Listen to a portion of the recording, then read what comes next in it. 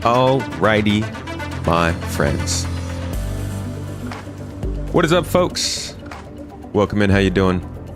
Am I still glitchy? I'm still a glitchy boy. Hey, there's a whiteboard over there. What's that for? Oh, that's fun.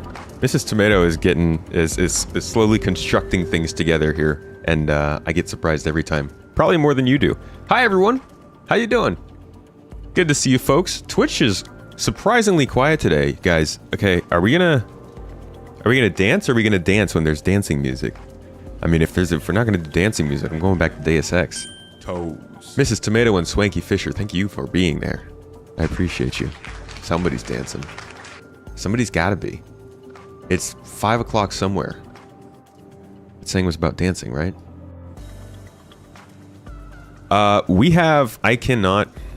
Alright, so we have the Polaris in game today. The Polaris and the Starlancer are in game. Now, I don't own one myself, but I do know someone who owns one. So we're gonna check that ship out.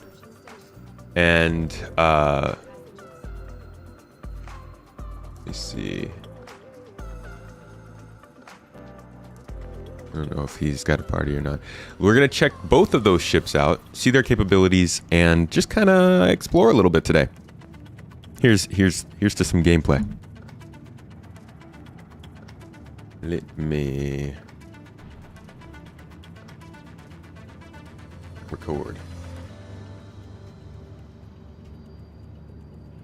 Make sure this is being recorded correctly. Cool. Alright, so as I was saying, Jesus, this light is so bright today. Why is it so bright today of all days? As I was saying, Polaris and Starlancer are in the game, and we've got a little bit of time on our hands, and a couple of folks who might have one of those ships around, handy, just sticking out the back pocket, and we might go ahead and see what these ships have to offer the game. Not gonna lie, probably not too much, considering that there's nothing really in the game that's scaled for a Polaris, but nonetheless, we're gonna have some fun with it. Hulson Coop, hey buddy. Faldorn, welcome in. Good to see you. Moshferatu, freaking love that name. Hulston Coop with the membership on YouTube, though. Like, you show up on Twitch, but your membership's on YouTube. It's confusing me, man. Thank you for your support, buddy. Hulsa Coop has been with us for 47 months now. Dog, that's like, it's almost 4 years. I remember when I was first starting out on Twitch, and I would see people who were streaming, and they'd be like thanking somebody for being a 40-something month stream sub, or like a 70-month sub. And I'm like, dude, really? That happens? But yeah, no, we've known each other, been talking, been working together, been digitally hanging out for like 4 years now, man. Well past you being a sub. Like, org stuff, general glitching through the floor together kind of stuff. That's pretty nuts. Appreciate you, buddy. George Patton, how you doing? Titan, good to see you. Blue Baba. Hey, yo. PK. There was no message that I started that went out. Twitch has been acting a little bit weird lately. It also it hasn't been updating my title. Yeah, like, it says the go live notification is something that I typed out for yesterday's stream. And it's not showing my go live notification for this stream. So yeah, I guess Twitch just kind of screwed us over there on the dancing. I mean, at that point, you might as well just be listening to smooth jazz. Okay, so over the last 10 minutes, I've been trying and failing to get to the starport just to double check and see if any of this stuff is on the account, so we could just whip one out. But I also need to hop back to the main menu and either join Drazen on his server, because he's going to be pulling out his own Polaris. Jordak! Hey, dude, thank you for the, thanks for the membership on YouTube. 4 months. 4 months, though. I appreciate you, buddy. That's... Whenever people type out LFG, I always think it means looking for group. No Polaris. and no misc. So we got to find and steal them, of course.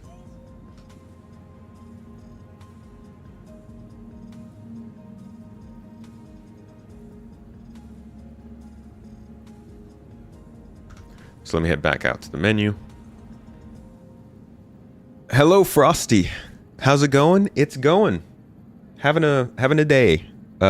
We just finished a podcast with morphologists right before this. So we talked for about an hour and a half, both about the Polaris launching, and also about Star Citizen's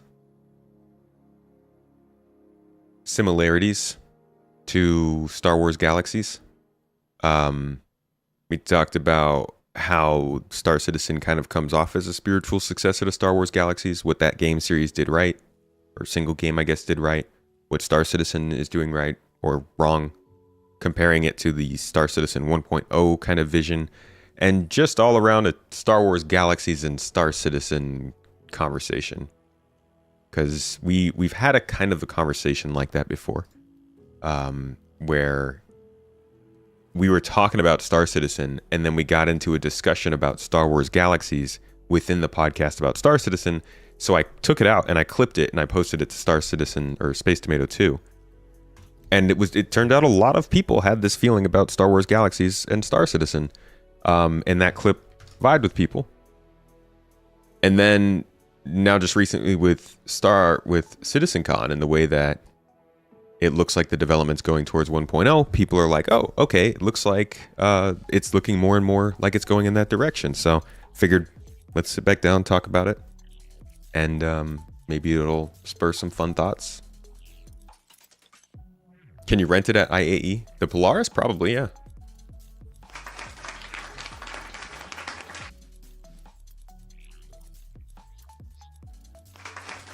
Is the Polaris only on the PTU? Currently. It'll be elsewhere soon. Soonish. It'll be live by IAE. Playing Star Wars Galaxy's private server a few months ago is what made you want to fly Star Citizen after walking around a ship while it was flying through space. Yeah, that's crazy that they pulled that off back then. Just a casual 20 years ago doing something fairly similar to what we still find to be a novel experience on Star Citizen. Oh my god. Of course, this is one of the most novel experiences. My frame rate. What the heck's going on?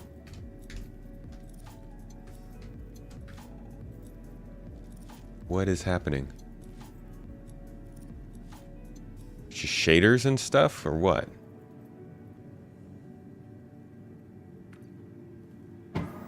Okay, it feels like it's a little better, but I'm hitting 15 frames per second. Is that because I'm recording? There's no way that's because I'm recording.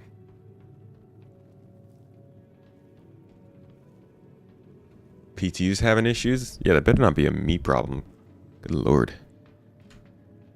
It scares me, you know? This is a new PC setup. I just upgraded my graphics card via the kindness of one of our good citizens' hearts. And I would love if the game ran better because of that. But currently, it's running worse than normal. Did I spawn in Microtech? Oh god. Do you have a Microtech problem? I wish I had known. Hello? Hello? Checking in? Hello? Yep. I'm being told we have a Microtech problem. Did you know this? I did not know about Microtech problem. It's just the servers. Yeah, my game's running terrible. How about you? Yeah, I'm getting 30 frames max right now. Oh, what the? At least you're getting 30. I'm stuck at 15. Streamer problems, man. I'm running on the streamer replication layer. Yes. Comes with cookies. Dude. Everybody's running backwards at each other.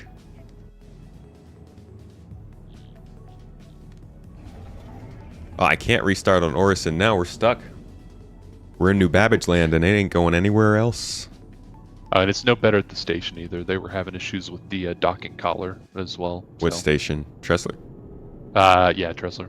Yeah, well, we should have gone to any of the other freaking 3 planets in the system. Ay.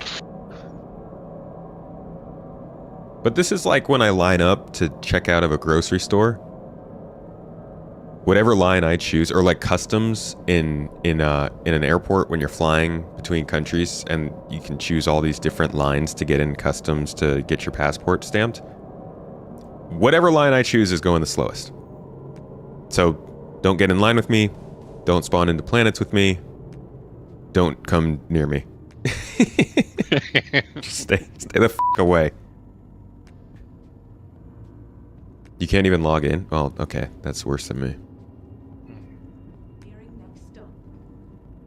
So you've already been able to jump into the Polaris. What do you think so far? I think it's cool. I mean, last night servers were acting like this, so I just went to offline free fly. So for anyone who wants to check it out, would highly recommend doing that. But is it available to everybody? Or no, I think it's only owners. Ivocati, Wave 1, and then owners. So I believe only those 3 people have access to it. I don't have. I mean, I guess you mean people who have bought it though from those groups, because I don't have access to it. I'm Oh, you don't, Wave even 1. though you're Wave 1? Yeah. Oh. Okay, yeah, then I guess it's only Ivocati and owners then.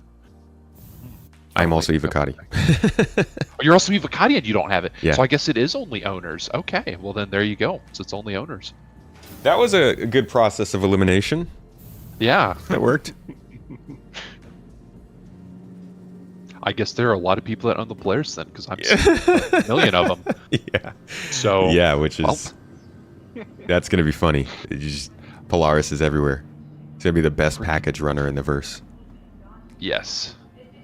Box mission, yeah, it's goated for that. A little overkill, but good. These people freaking out in here. At least I will double check. Welcome to the inside vehicle retrieval system. We'll go ahead and head to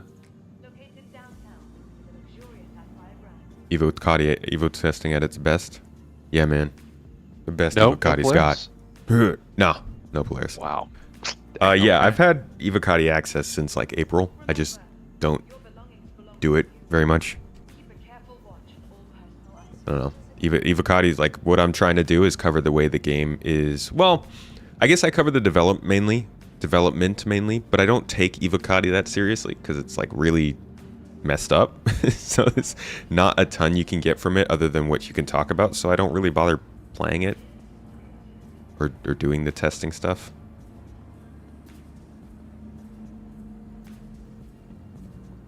Oh my god. My frame rate is so bad, dude.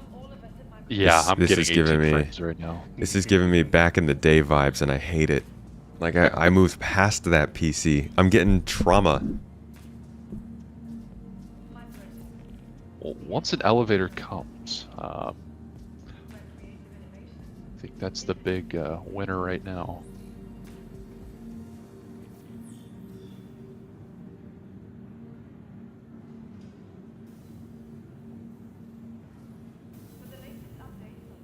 Oh, okay, we got a winner. Oh, and this one doesn't show my Then hangar. leave Excellent. Evo. I don't think there's a particular cap on Ivocati.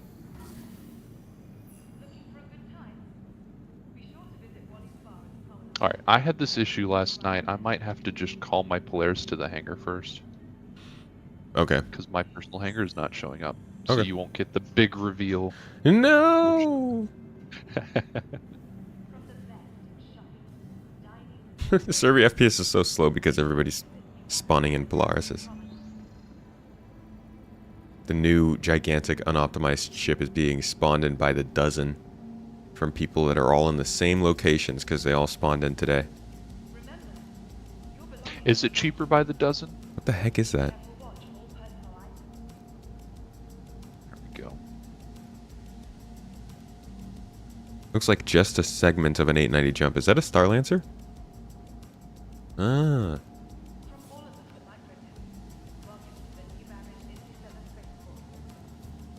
Alright, Polaris has been pulled. Let's see if it's actually at my hangar.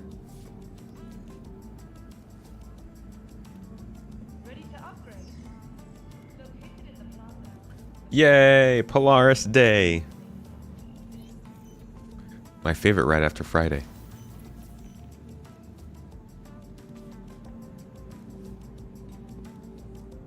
Yeah, we're going to check out a Starlancer today as well. Starlancer is your new favorite ship. You're very impressed with how the Polaris and Starlancer turned out. And Starlancer is your favorite non-Connie / Caterpillar. The Starlancer is a surprise to me. I think I didn't realize until we were going over it during the ship stream the other day.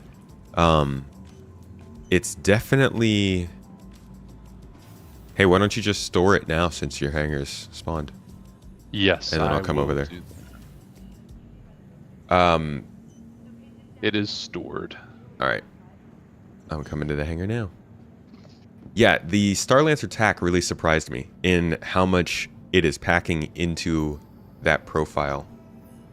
Like we came to the conclusion of on that stream the other day, it basically just feels like an upgraded Carrack that doesn't have exploration focus. It feels like a generalized, updated Carrack. Oh, speaking of last stream, by the way, I finished the chair. I was really dumb the way that I tried to do it before, but I got a proper sized Allen wrench and made quick work of the chair. So, gonna put this thing through its paces. Might go out and pick. They also sent mounts. I don't know where those are. So I have like full-on... Yeah, like full-on Monster Tech mounts that I can go ahead and connect to this. So very appreciative of that too. I will probably end up getting a Hosas at some point in order to connect up to these and give this chair a full go, a full try. Nicer gaming experience than I've ever had. Oh, am I here? Did I make it? Did I arrive? I don't know. I don't see your pip near me, but pips are kind of glitchy. No, right I'm now, not so- even... No, the door's not even here yet.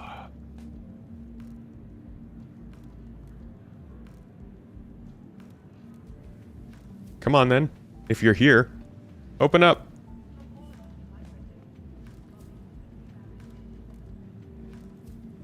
Oh, I love this game.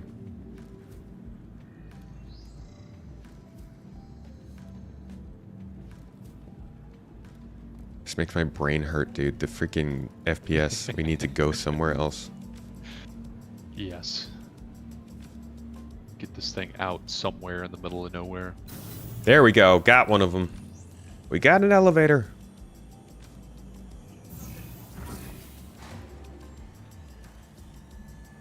Will the Polaris be available to purchase once again when it comes out for IAE?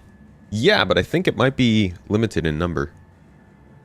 You know, it takes a lot of them megabytes to make this ship. There's only so many megabytes in the world. All right, we are ready. Excellent. I Excellent. think I'm probably the last person in this whole stream to see the Polaris, but okay, so I'm gonna give myself a good view.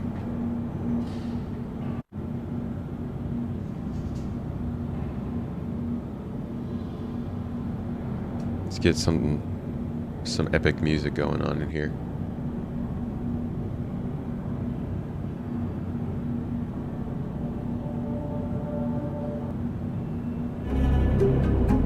Oh, oh.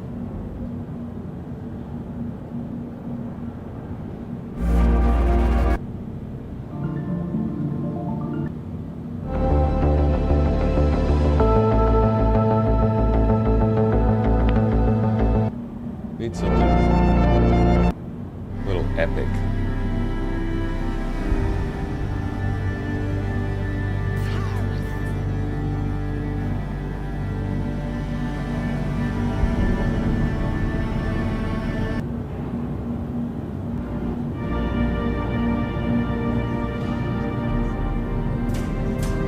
Okay, whatever.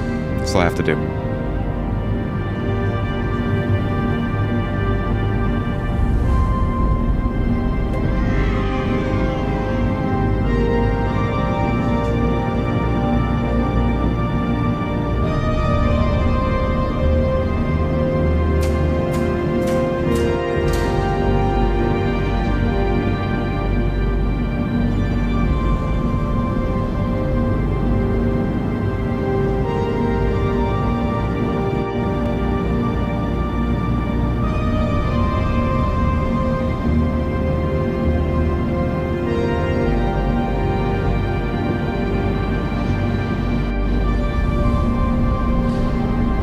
you gotta show us its butt, though?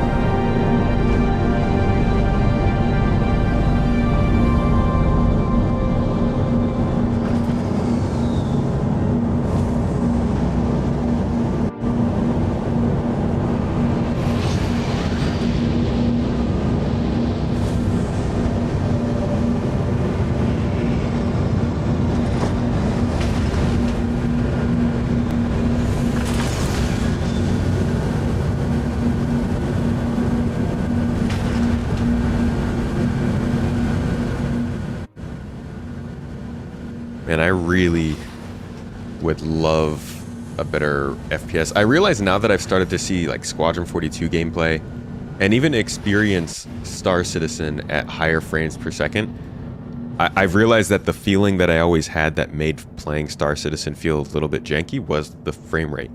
It's like I didn't know if it was the graphics or the animation style or the way that the camera moved.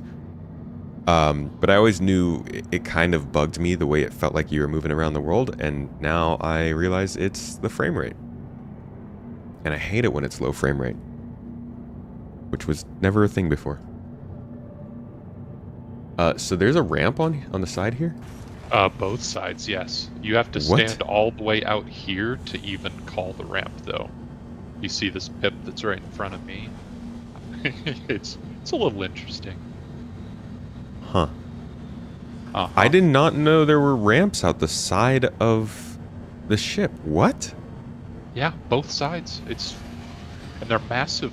And these things light up at night. They look super nice at night. Holy crap, dude. This is a single freaking room on this ship. This room is bigger than every ship I own. Except for the Carrack, I guess, because I got to pick that up this year. But what the f? I didn't even know there were ramps out the side. Look at this. There's little staircases in here. You've got like mini staircases. There's more stairs than I have. There's right here, just this one spot. More stairs than I ever had. Oh my lord. Do I have a multi-tool? I didn't pick up any of my stuff. Hold on, I gotta go get some stuff. I need a multi-tool. And, ooh, and a notepad. Take some notes. This is sick.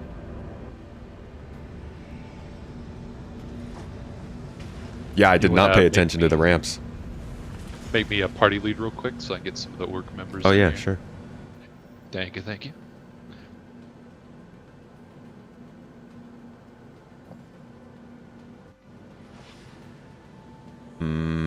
Oh.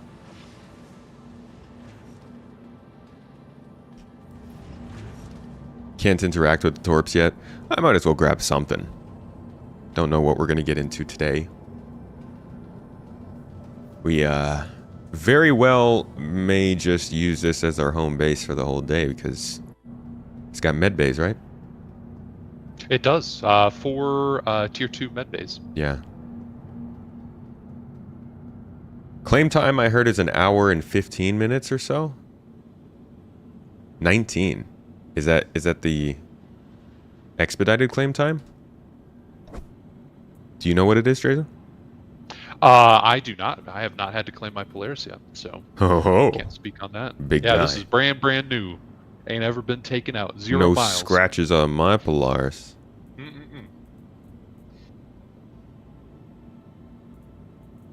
Where the heck is all my armor? Here we go.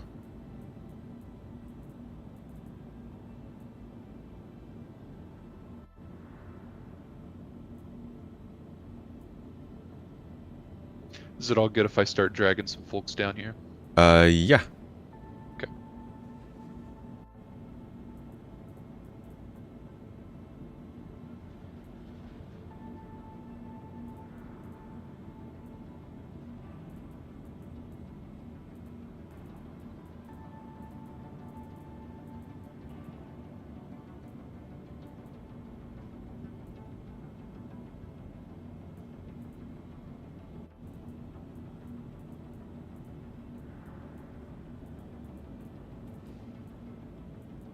Dude, look at how freaking slow this inventory is. Oh my gosh.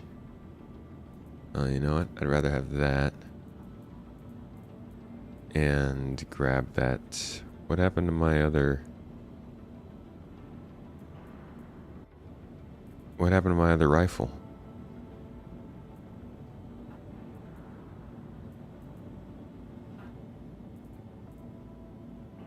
What happened to my other rifle? Did it just disappear? Yeah, servers are really hurting, man. Okay, no, there it is. I'm gonna need to pick up some ammo at some point. At least make sure I have a tractor beam attachment here too.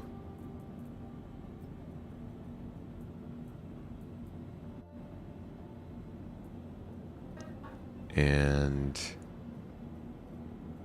that's really all I need.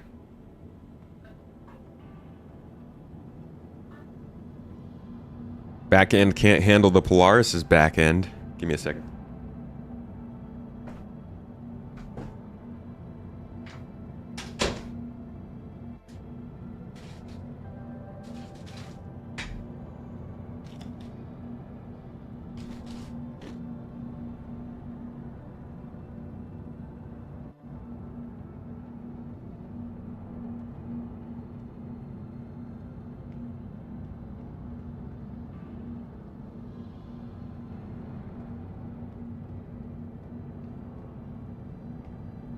Saying technically you can carry more than 24 torps because you can store more. That's pretty cool. Yeah, man, this feels like a proper org based kind of ship. This is beautiful. And I've only got to the first room. Look at me.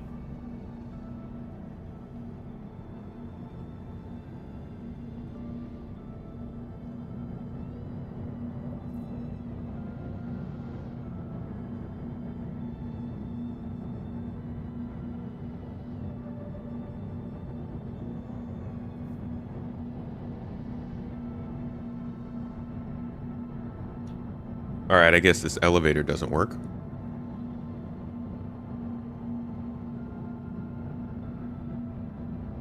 Maybe because it's already down?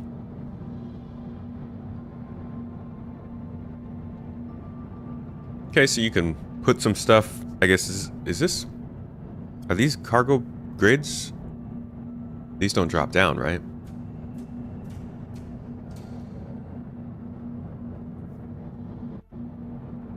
What is a fuse?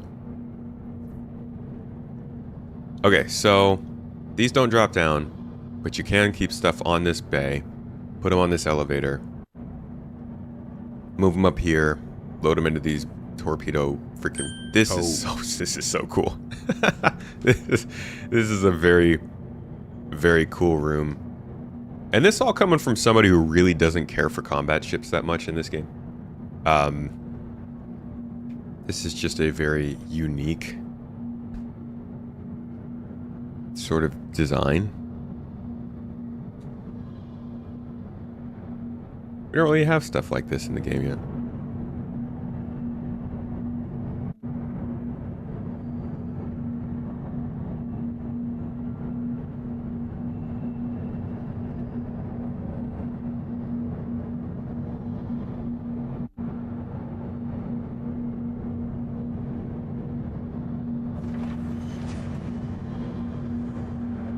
Elevator over here? I don't even know which direction I'm going. Looks like on the map I'm going to the front of the ship. No. Yeah, because these are the torpedo bays right here, right? These are the torpedoes, so... front of the ship up here.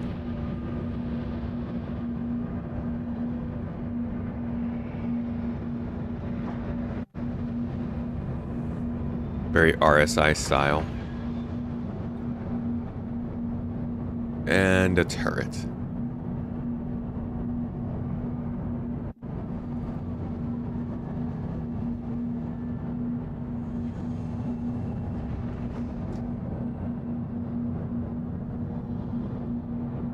Thank you, Jason. This is a freaking huge turret. What are we shooting here?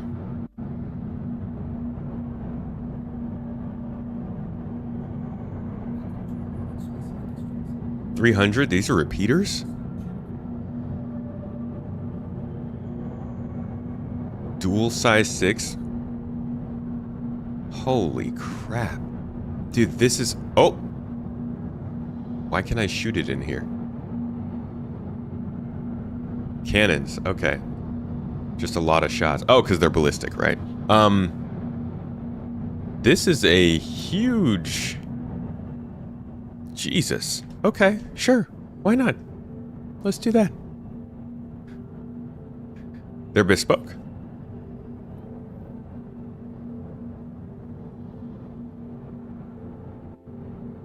Oh, right, because I'm in his party.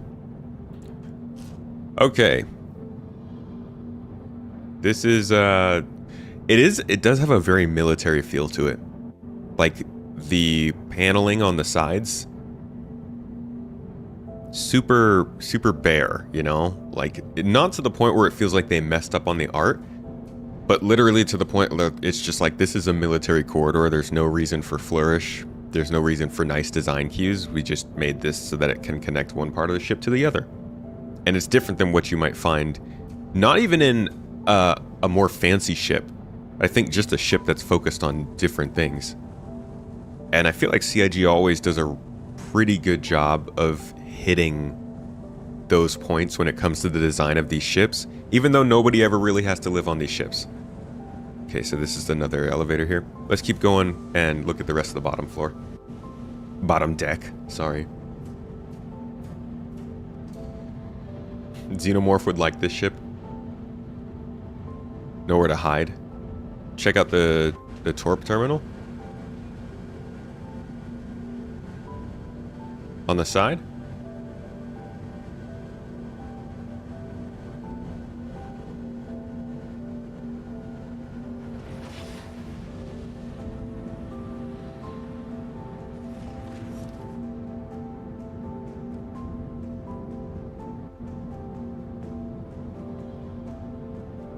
Just put my hands on the screen. Yeah, this is how I use a computer.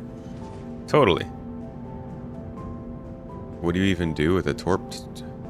Is this where you have to be to shoot torpedoes?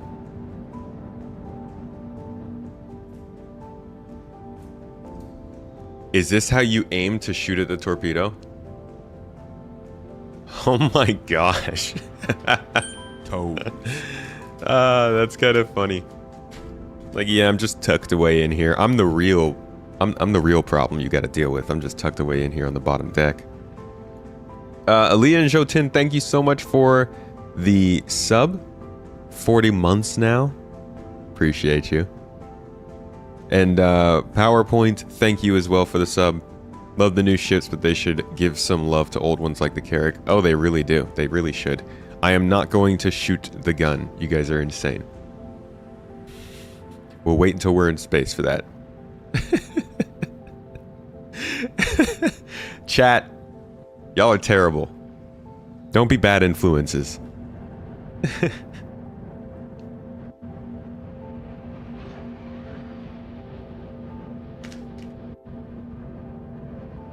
All right.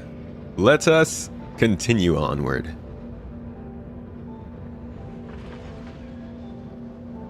If I were lesser a fool, I would have just killed all of these people. Or if I just wasn't paying attention. Okay. So this is a cargo hold. Looks like we got some more cargo stuff over here. These elevators. Oh my gosh. This is so cool. They can do so much stuff on this ship that you can't normally do when you don't have a ship this freaking big. And there's a tractor beam up here. Yes, dude. There's so much to do here. A ladder room. My ship doesn't even have a ladder. Nice. All right, let's be traditional. Continue on this flow.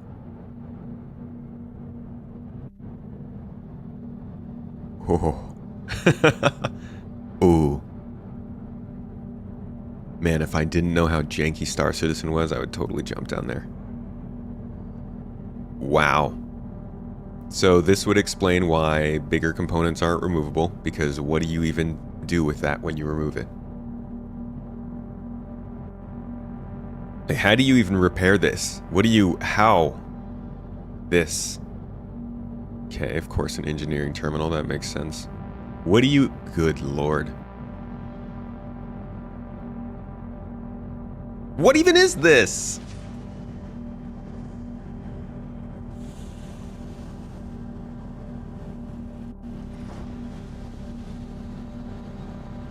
What is this meant to do? Dude, this engine, this power plant, this, whatever the heck this is, what even is this thing? This can't be the power plant, right? This must be the power plant. It's gotta be the power plant. Whoa! There's a ladder there. What else would be this big? Whoa. I just slid on the ground like it's ice, right into the wall of the ship. Uh-oh. Oh no. Oh dear.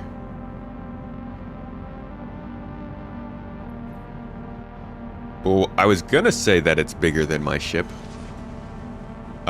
But now, I, found a glitch in the Polaris. Alright, I guess I'm gonna have to respawn back in the city again. Dang it, too bad I didn't set my spawn here.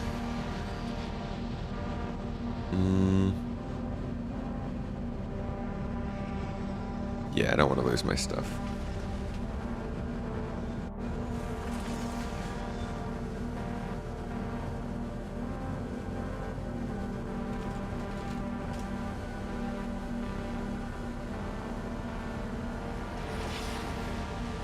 It's broken per CIG tradition.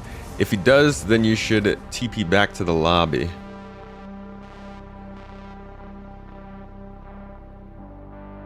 Put what up? Put something up. Have I checked out the Star Lancer yet? Not yet. No.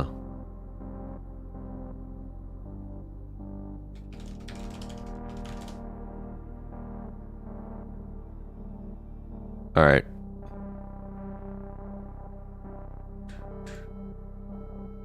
Contributing to the report. Ladders have some issues. Can be worked around, yeah. Game version. What the heck?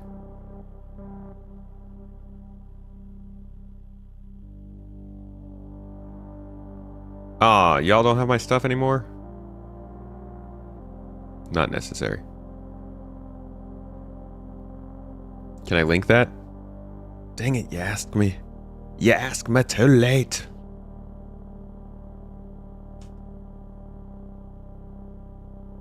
It is linked. Alright, let's get back into the... Uh-oh. Oh dear. Toes.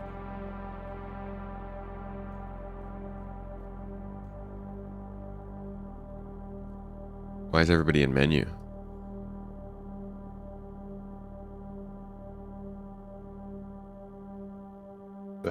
Hey, what happened? We jumped to menu. We saw you jump to menu. We were having issues getting party members on anyway, so we just jumped to menu. Okay. I got stuck in the wall. We were going to try and advise you not to go down that hole. Down that ladder? Yeah, that's a trap. Yeah. I figured I was gonna get one eventually. Like, where am I gonna get stuck in this ship? What do you guys think so far? Oh man, my eyes have been wide open since we got into the thing last night. It's been it's been really a joy to see them deliver something that seems like it's got a genuine purpose straight away. It's very cinematic. Just swinging the camera around the ship, it looks, flying in it in the universe looks like a cutscene. Yeah. The internal layout is nice. When you say it feels good to see something that fits into a role. What do you see that role being? Block delivery. I think at the moment, it's a direct opposition to say like the Idris. So when we get the Idris, like the Arlington gang kind of mission, you can take an actual org fleet out and use it as the launch pad. We were talking about it with Frenchie last night. You can put a lot of Furies in this thing and send the swarm almost. Plus its defense is pretty high too, so it's like the Idris in that sense that it can handle a bit of a beating. So it gives it the ability to be a platform for the org or for a team to really launch out of, kind of like what we've been doing with Carrots, but we haven't had the size of a hangar to really go from. Would you say it is nice? Not as nice as a Bengal, but nice? Yeah, nice. And definitely also has some turrets. The turrets on it are much nicer firing angles than I expected them to have. Yeah, the direction of cover on that ship's pretty impressive. I'm looking forward to seeing how we could use this as like an extended org base during days where we want to run multiple activities. Because it's got the med base too, right? We could just keep four of them. ships, 4 of them. Ships, Yeah, armor, 4 of them. weapons, food, everything that we need in storage boxes down there. Anybody within a certain part of Stanton can respawn in that ship, and we could keep a shuttle ship on board to take people back to wherever they need to go. With its quantum fuel size, it'll be really good in Pyro too for doing that kind of stuff. We jumped Crusader to Microtech and back twice last night, and I think only used 10% of its quantum fuel reserves. Wow. You Jesus. also got And even the brake works, Tomato. It fits. You can Yeah, lock it Drayson fits in that idea of that long-range patrol craft that you're just going to go out with a crew on, and because it's got the quantum fuel to do it. Well, it makes these kinds of ships, I think, make me really curious if they can ever get to a point where players can actually join a game-controlled Polaris, where, and I mean Polaris or any size ship bigger, where instead of being the owner of the ship, you get to act as crew and run through a bunch of missions from that perspective instead. That's a fair point. Because this feels like the first ship where that would be a reality. Yeah, that would They have be. the potential to do a lot of different things with this ship, and I really hope they take full advantage of it. But it is definitely eye-catching and extremely useful. We just need to work out the bugs. Yep. Yeah. Wait till you. Oh, I'm logging us in, huh? Yes, sir. All No right. pressure. Didn't realize I was the leader. Always. How's everybody's day going? It's still early. It's just after 7 in the morning for me, so coffee's got to do its job yet. It's so weird to be on this side of the. Like it has taken a true and honest effort for me and Mrs. Tomato to get back to this time. Like we got so used. I think that was the longest amount of time since we started coming back over here that I ever stayed in Turkey. So by the end of it, was just really used to that time, and being in that time, we basically wake up at like 7 o'clock, 8 o'clock in the morning, and some people are going to sleep, like just the last people are kind of getting offline, but for the next 5 or so hours, everything is super silent. And then everything starts happening as we're winding down for the day and getting ready to dial things back. So it's so weird to come over here and we wake up and everything's already going full speed, full blast. By the end of the day, like there's not as many people are online. It's just like a completely different change with the time zone. It's been messing me up. What do you prefer? Do you prefer the quieter start to your day, or do you prefer hitting the ground sprinting? I think I prefer the morning being more, because it's nice, because then if your morning is the busy time, then the nighttime is not, and that just automatically makes it an easier time turning down for the day. Yeah, for sure. It can be there's definitely a lot of times where we'll be getting ready to go to sleep and then something comes up, like moderation or community focused, something happens and we're up for like the next 2 to 3 hours, 4 hours past what we thought was going to be, because it's just like that's when things normally happen. It's like 12 a.m. over where we are is like 2 p.m. in the afternoon in America. So it's kind of, there's just things are bound to happen more often. Oh, can see that 100%.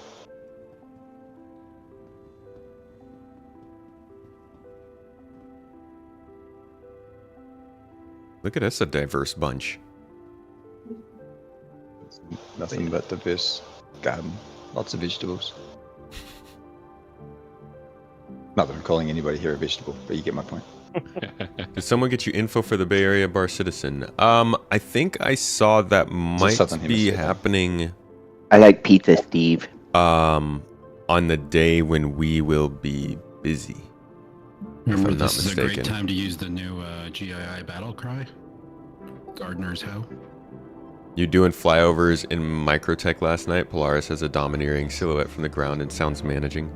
Sounds menacing. Sound? Really? It sounds different? What was that? What was it that you said? Gardener's what? Gardener's Hoe.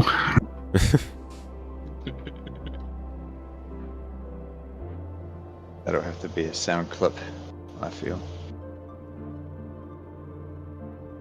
You have to say it like Thundercats, though, right? Yeah, that's it. Yeah. Or Braveheart, maybe. Yeah, remind me again, Fire, what day that was? We I meeting up think somewhere. Yo Ho is also a option. When it Yo gets ho, closer to yo ho, Christmas, a gardener's life for me. Mhm. That's the pirate division. That's what you're Plow saying. ho, on the plow Carrack. ho. Or on the Kraken, I mean. I was thinking G.I. Joe. Oh, right. There's also that.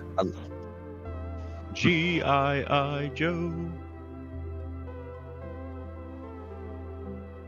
I feel like I Yeah, haven't huh? noticed that many ships have a unique sound from afar. Cool to hear that the Polaris is. Hmm. I am looking forward to sonic booms being in the game. Like those. Yeah, October 3rd would be the day. We're pretty busy that day. If a ship comes over and breaks the sound barrier, that you actually get a bit of a crack. That would be quite the effect. Yeah, sounds have never really felt all that simulated in this game. I know they're supposed to be, but a lot of the ships just sound so similar, and sounds don't really move as you'd expect. It's cool that they're finding a speed of sound that, I guess, did they say it changes based on atmosphere? I think so. I can't vouch for the exact wording of that, but I'm pretty sure it was something to that effect. Holy crap. That would be cool.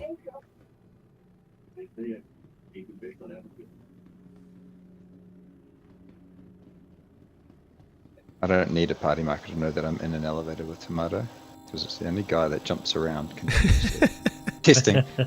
tempting fate to fall through the elevator while we're moving. Halo days. I gotta keep my hand busy. Yeah, that comes from playing Halo for years, I swear, because that's all you do in Halo, really, is just jump around like a It's bugger. a lot of jumping, yeah. Yes, it's just jump. So how good did it feel to have Jared call out your combat prowess? I don't know if that's sarcastic or not, knowledge. because my combat prowess ain't that great. At Oh, least that it was- Complimenting you on your knowledge base. I don't think it was a combat thing. I think it was your knowledge base. Because he was giving Burks. Burks was getting the serve on his inability to perform. right. Which Yeah, is, I he- feel like, was the sarcastic part, because Birch is probably much better at combat than I am in this game. Yeah, he said it in the context of somebody who knows what they're doing in That's right. in combat. Like if you're tracking a target, Oh, okay. and you're going up against somebody who knows what they're doing, you might want the lighter armor for more mobility as opposed to, yeah. Oh, that's okay. Like knowing the facts about the game. Yeah, that's fair. I'll take that. Yeah. That being said, I've never been good at remembering all the different things in a game. Like I want to be a kind of a data broker in this game, which is funny because most of the time when it comes to the game itself and like the little things around crafting and stats and stuff, those are the things I don't remember. I just remember like the high level stuff. I fall into that category too, to be fair. There's so much that there are people that are just stat based people, and it's it's something I envy because I just don't have the brain capacity to remember it all. Yeah. Are we meeting up somewhere specific in New Babbage? Well, we're in a hangar right now. We're in Drazen's hangar. Yeah. Drazen's hangar. Got it. On my way.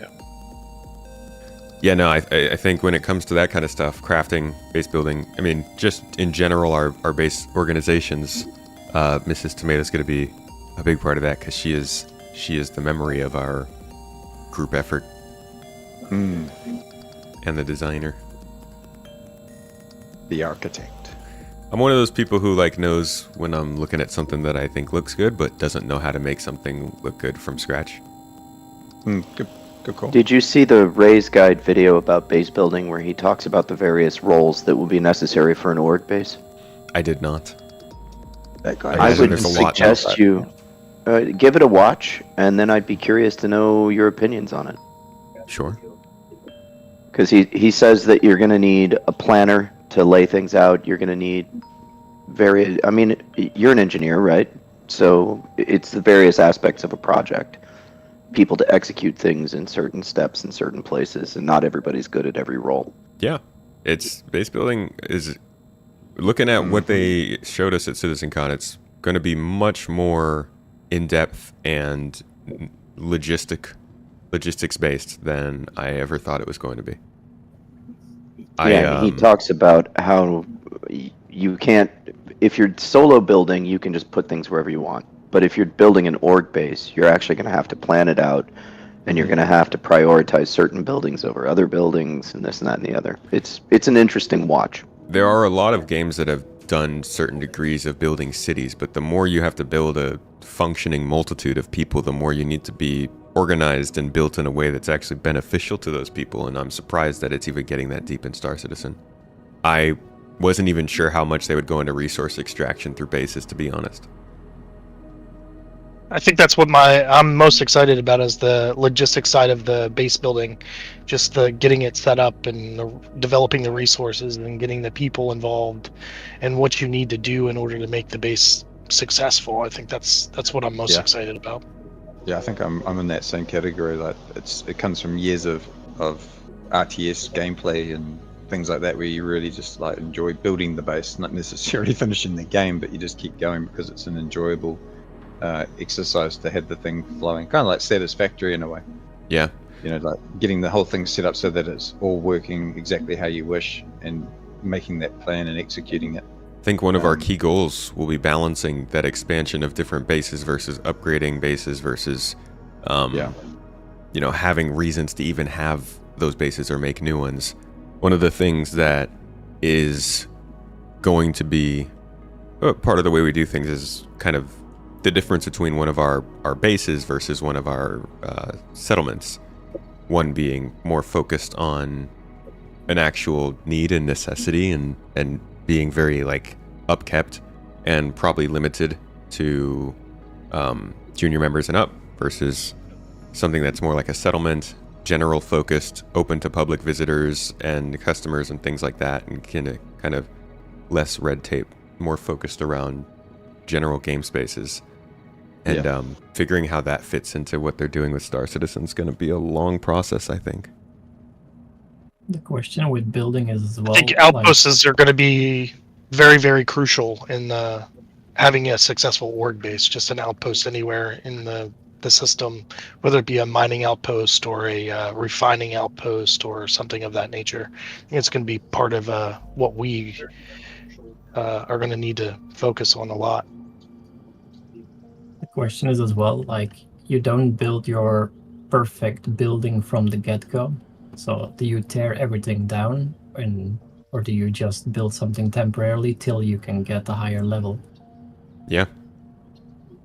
It's going to be a huge part of this game. Can't wait. All right, guys, I'm going to get back to my walkthrough. See you when we lift off. For now. All right. So, let's continue, shall we? Before we were on the other side, so here we are on this side of this gigantic future baton thing. I don't even know what the heck to call this. It's What is this? Does anybody know? Is this supposed to be something, or is this just like there? Like, is this a component? Or is it just a placeholder for cool stuff? Reactor? Okay, gotcha.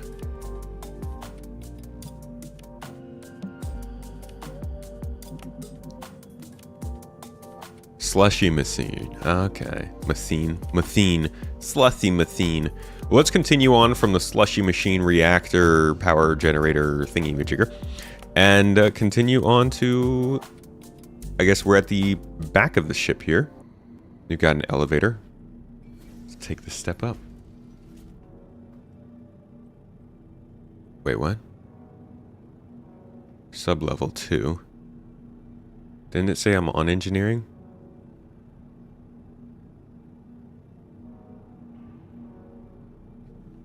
What's cargo bay if I'm on engineering?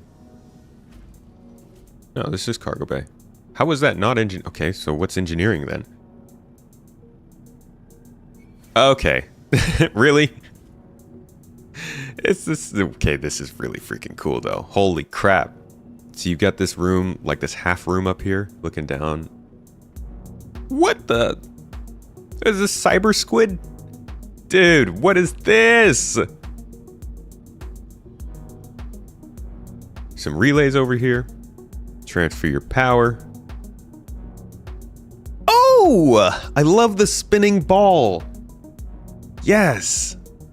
They do this, yeah, the grav core system. They have this in a couple other ships. The 890 Jump, the Reclaimer, the Idris, I think, has one. Very cool, very nice touch, very good. Takes damage, very, very sick. This is why these larger components can't be removed, because they're very bespoke, I think, in comparison to how the other components work. Since you got your jump drive here. This quantum and jump drive.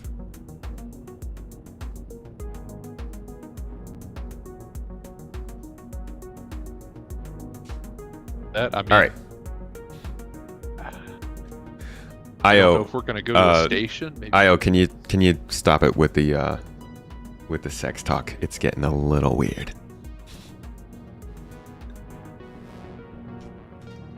It looks like a gyroscope. I mean, anything's a gyroscope if you spin it fast enough. All right, so this is the... Oh, sorry. Give you your privacy. This is the components section. Relays are back here. Fires will break out here. This is going to be a hectic area, but I love the design of this. It's like an engineering alcove, kind of. This is so cool.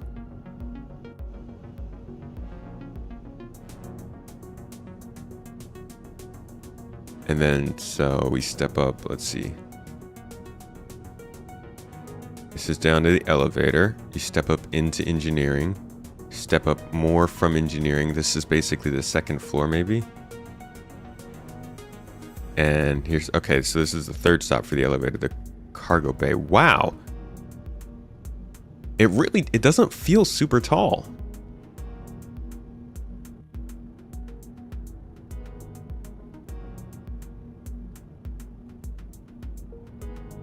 And then we're back to, this is a different room.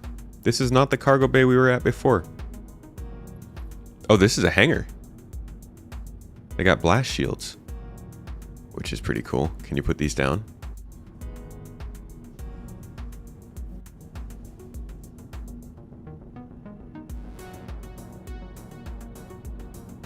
Oh.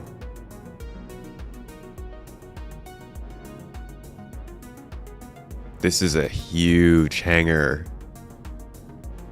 This is so much bigger than the 890 Jumps hangar. Wow. Wow, wow, wow, wow.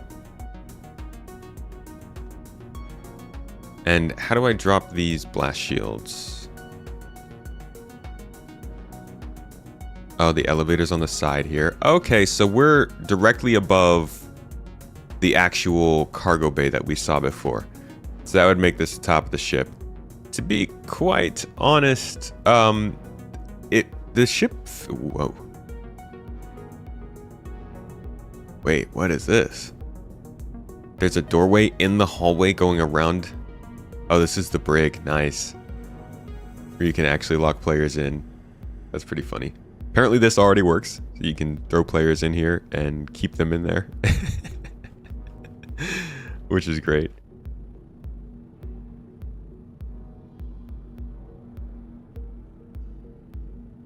Yeah, there's no open or close on that side. And this is... Oh my god, this is so you can pass things to them without opening the door. That's nuts. So you can give them food and water? What? Dude, that's great. Alright. I get you. We had to get torture in the game at some point. So, we got the functional brig here. Got the cameras that look on the inside of the brig so you can keep track of what's going on in there. This is gnarly, man. It's interesting because I wonder how this will work based on compared to bounty hunting, which has you put your targets within a pod and then store them that way. Toes. Yeah, I'm pretty sure the cameras do work. Toes. Could Yo, Colt, thank you so much for the sub, mate. 12 months? A whole year? Appreciate you, dude. Also, Puche, thank you as well. Let's just drop this on the ground real quick.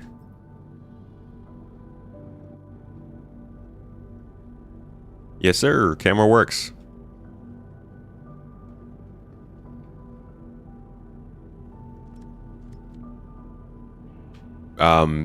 Very, very cool.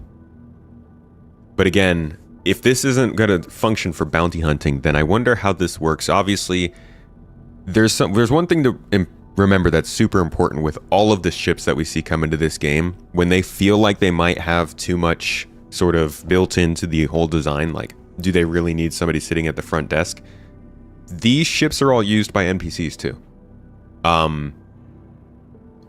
The Polaris could be the scene, the site dressing for an entire 30-minute narrative mission, you know, like a murder mystery or an infiltration or something, a mission where you have to break out of the prison of somewhere. All of the guild missions, the main storyline, the mission givers or contracts we take, just like with the 890 jump, with the, I don't think there's any other, I guess the reclaimer. All of these can be site dressing and scenes for other situations, whether combat or social focused. So they do need to be built with that kind of thing in mind. But there's also, I think, things like the brig will absolutely be used even when it's not required by a mission. When sandbox gameplay calls for it. When you actually need to take the prisoner of somebody who's causing you trouble and you don't want to kill them. Those kinds of things will be real. Alright, so the back section here has some stairs that also... Oh, these are the same stairs that go down to engineering. Dude, it just feels like there's so much in this ship. Given the size. I love the way the floors are intertwined. This is that entire back section, elevator, hangars on our right. During CitizenCon, they mentioned org wars, and you're willing to bet a lot of people will be kidnapped and thrown in here to bargain for their lives after death of a spaceman is in. Yeah. I think so. Kidnapping. Y'all want to see something funny? Let me just get a little bit distracted here for a second and take you into the large collection of tomato footage. And if we look up the reputation, you'll see that one of the very professions they've been working towards is kidnapping. So, like, I 100% believe that that kind of stuff's going to be in the game, that CIG is going to want to see it in the game, and that they're going to build things to make those matter in the game. Oh, medical wing. Oh my gosh, a whole medical wing. I'm gonna reset my spawn here.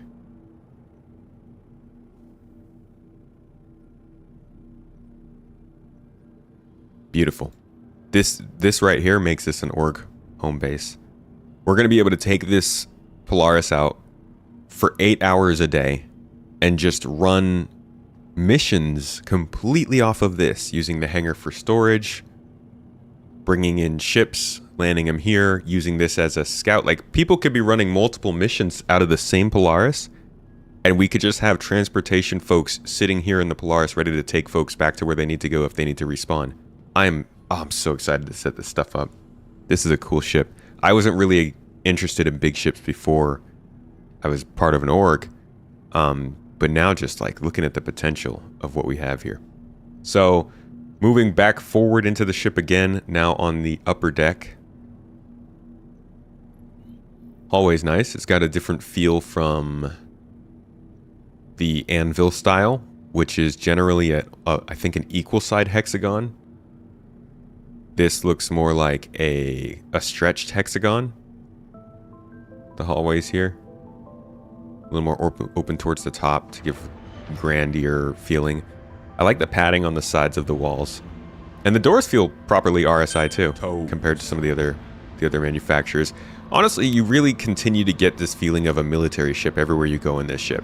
The paneling, the lack of decoration, the very straightforward nature of it doesn't feel low quality or like low detail, but it feels very purposeful. Echo, thank you for the sub, mate. Appreciate you. Now you got a whole mess hall here, a place where you can talk with people, meet with people. Total of 12 seats. So it'd be interesting, I guess 12 seats, 12 crew. Interesting to see when that happens here. You got a fuse box here, a relay. So engineers will have to be coming up here. What is this? Little place you can chill on the side and just like relax. So is this also sort of habitation space? Okay, this takes us back into the hallway. So you got entrances to these other compartments through here too. A lot of places to avoid bottlenecks. This is something Morphologist told me on the podcast this morning. You've got a lot of rooms with multiple entrances and a lot of spaces with multiple ways to get through it. This is going to be absolutely incredible for FPS combat missions. Like the potential of VIP extraction or protection missions that are completely PvE driven with a little bit of narrative behind them they're gonna play amazingly on ships like this. Look at the names on the minimap. That helps too. Alright, we got quarters over here.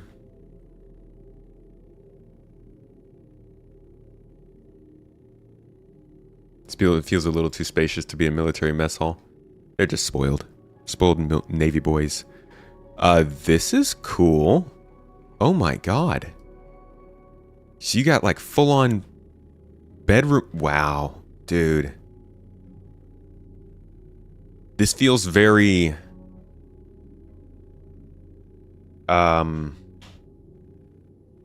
Jesus, I'm gonna have such a video to make about this. This feels very Battlestar Galactica, this hallway. Maybe it's just the triangular nature, the slanted inwards walls with the lights coming from the side. I don't know what the heck it is. It feels very BSG though. So we've got these rooms all up and down the hallway. Personal storage segments where you'll be able to store 2 micro SCU, I think that is. 2 mini SCU maybe? 2 SCU of storage in these panels. Got a little chair here if you want to relax. You want to sit. Everybody likes to sit. And you got a couple beds. Not too much else going on. Just storage, beds, chair, bathroom. The basics of living in Star Citizen.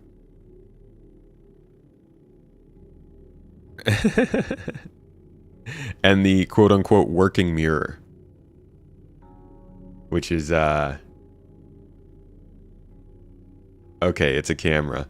So I was wondering if they were using, yeah, so they're using render to texture to flash back the camera onto the mirror. That's funny. I wonder if that's having kind of playfully acknowledging how mirrors will have to work, or if that's making a statement about RSI's design. Either way, nice touch. Basically, you're getting the sense that a mirror actually works, which is pretty cool. What's over here? Toilet! Oh, yeah. Cool, so bathroom for hygiene, sleep for rest, inventory for your personal storage, and sitting, I don't know. There's not really a necessary need for a seat, but all of these other things are the necessities that every player has to pay attention to. And I know how much that pisses you off, but even yes, hygiene to some extent, in some circumstances, is going to be important. Get over it, gamers. So how many bedrooms we have in here? We've got, so 2 per room, 1, 2, 3, 4, 5, 6 rooms.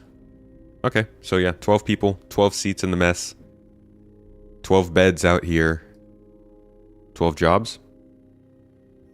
You don't want to play The Sims? You better avoid simulators then. This is supposed to be a sim to some extent. Windows. Okay, so we're going backwards.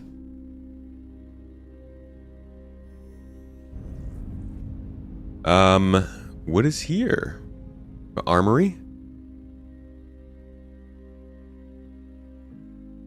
Yeah, let's go through the armory first.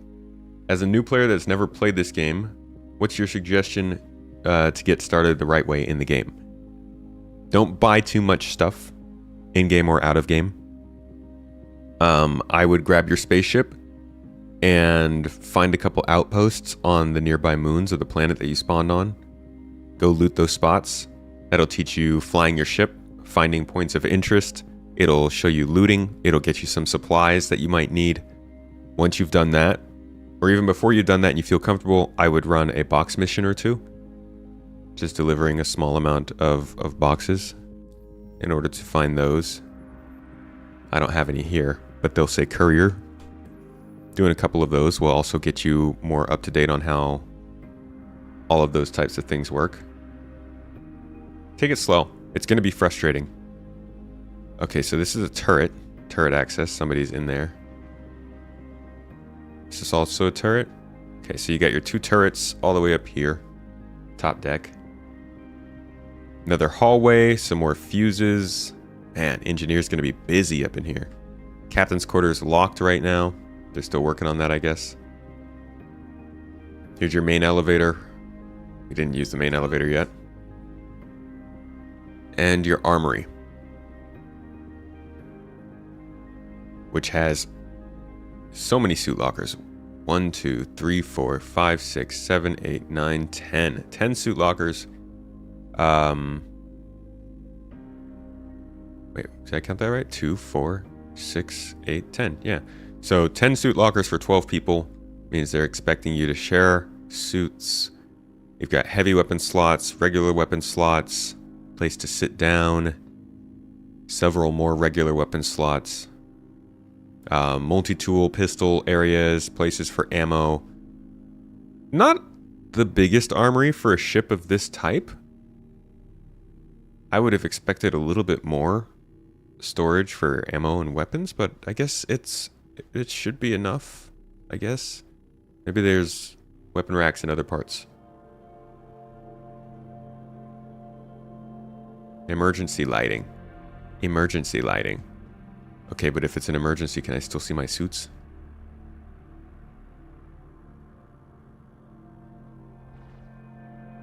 Auxiliary lighting. That's nice. Kind of feels like there's sunlight coming in from outside. Yeah, Captain might have his own, you're right.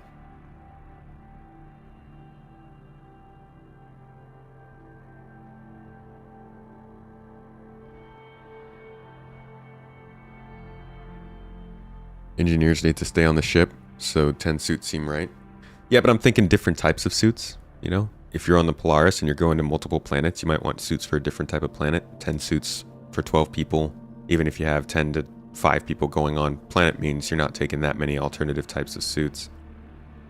But you can only do so much. Like, I don't expect them to build in 14 suit lockers or something. Just something I'm noticing.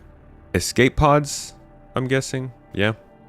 So these will be functional at some point, and survival mechanics in the game will become important at some point because of these escape pods.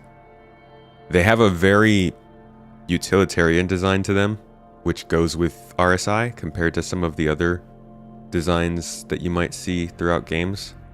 I actually really like the way it feels. A lot of this ship feels just very stoic in its design.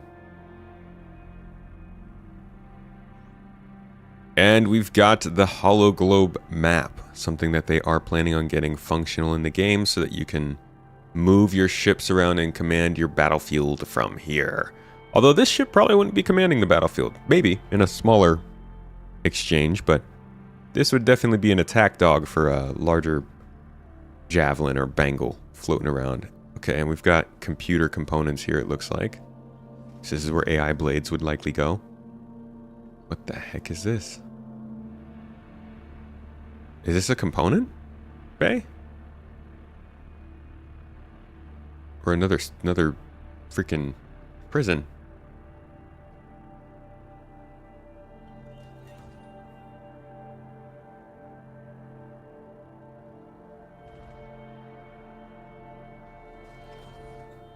Yeah, so CPU avionics system. I don't know what this left space is for.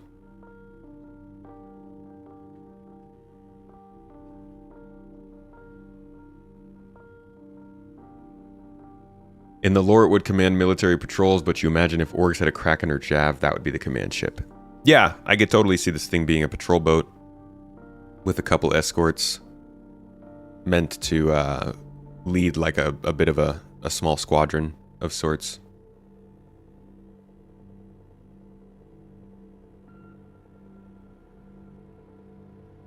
Man, this bridge is spacious.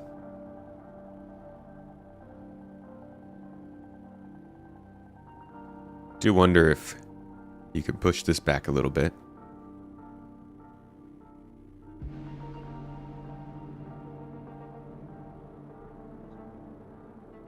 I will say the Polaris also, the torpedo launch animation on this is one of the coolest torpedo launch animations I've ever seen. So what are we up to, boys? I pulled this out to Mike L1. We're getting Ava aboard with the ship for the guys who couldn't see the Polaris, and then we're free to do whatever you'd like, man. Yeah, I'm trying to get out of my hangar, but the doors aren't opening. Drazem, am I free to land? Yeah, you're good. It's okay. Excellent. Right. You have a clear open space. So, Tomato, what are your thoughts? I'm very impressed with the interior. Yeah. I feel like there's a lot on this ship that I find myself wondering, is this part of the design guidelines of the game going forward, or is this a specialty for RSI? And I actually like that, because to me that means that what they're making is high quality. If I was like, oh, this is obviously, just a mistake, it's not intended. That's the kind of stuff we used to find on ships before. Ships have always been like the most impressive part of this game when it's being made in terms of quality. But this kind of stuff and what they've been doing with some of these ships lately is just a whole new standard. Welcome, everybody. Thank you for coming in. And it's a new type of ship too. Tomato will be with you shortly. But I am astounded at the design of the interior. I'm really impressed at how they've managed to keep it feeling so military without feeling just undetailed and boring. And I appreciate this ship. I've never really cared about combat ships very much, and Definitely not capital ships. They've never really interested me all that much, but I am incredibly impressed by this. So it's a good take. I think a lot of us are saying similar things. It just seems that the ship has been given a lot of attention to make good use of all of the space that's inside of it. Yeah. It's well laid out, and it's good flow too. It's a big ship. It's like the first time you step on any of the larger ships in this game. It's a little daunting to work it out, but it flows quite well once you're familiar with it. And I haven't even seen most of the ship already. I guess I've seen most of it, not all of it though. Real quick, I just want to give a shout out to Becky on Blast. Just raided while I was having my little monologue. Thank you so much for bringing the folks in. We're taking looks at the Polaris and later the Starlancer. Just getting a vibe of the new ships. If you want to hear my thoughts, stick around. Hope you all had a good stream though. What were you up to? Who flies? I'm flying right now. You, if you want. Where would you like us to go? Which seat are you in?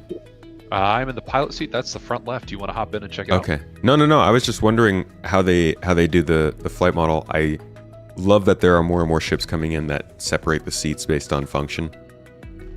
Yeah, so I'm in the pilot seat, and I got Baltzen to my right in the co-pilot, so he's got access to the hangar, the doors, all of that really cool functionality.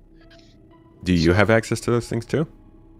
I think I have master access if I have a keybind set up, but he has more immediate, like in-game, like button access to open and close them and stuff. Very nice. So he kind of takes care of the logistical parts of the ship.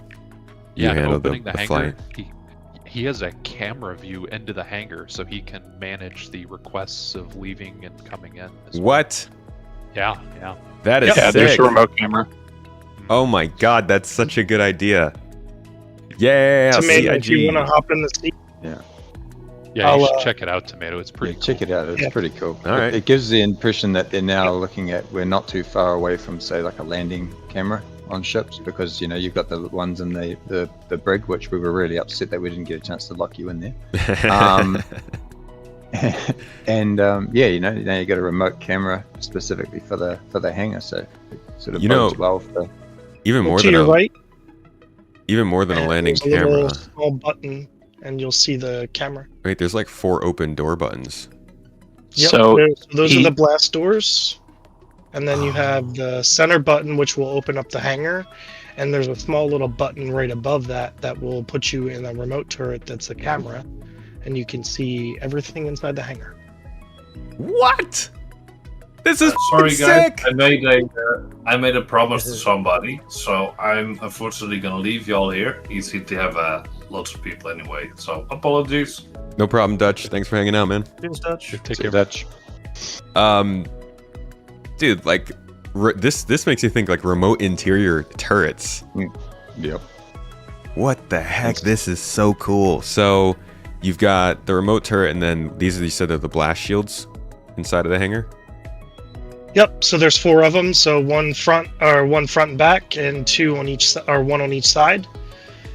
So if you open those up, you'll see them when you go into camera view. You'll see them up in the air. Or you'll see them up. And if you close them, it'll close them all. And that center button there will open the hangar door itself. So does that mean that you can't, like, I couldn't find a button for the blast shields when I was down there. Can you only put them up and down from here? That is the only place I've found so far. I've not found it. You can open the hangar door from the hangar, but I've not found any way to operate the blast shields but the co-pilot seat. Yikes. Hopefully they can fix that up. I really like the idea of assigning more control to different seats. That makes it easy for us to put together a ship of people and like pick defined roles for folks. Now you can kind of be like, okay, we're gonna have 3 events on this day. No matter what you want to do in that event, we're looking for people to crew the Polaris throughout that whole day as a home base. Would you like to be, a turret, pilot, the person who's handling incoming and outgoing ships? Because this is our new work base, for sure. Yeah. The other thing is that the torpedoes are only controlled from down here in the torpedo bay. So you've got to have a designated person doing that role. The ship, otherwise, you're got a whole pointless side of the ship as it being a torpedo boat. Yeah. All right, I think I got one more deck that I need to visit.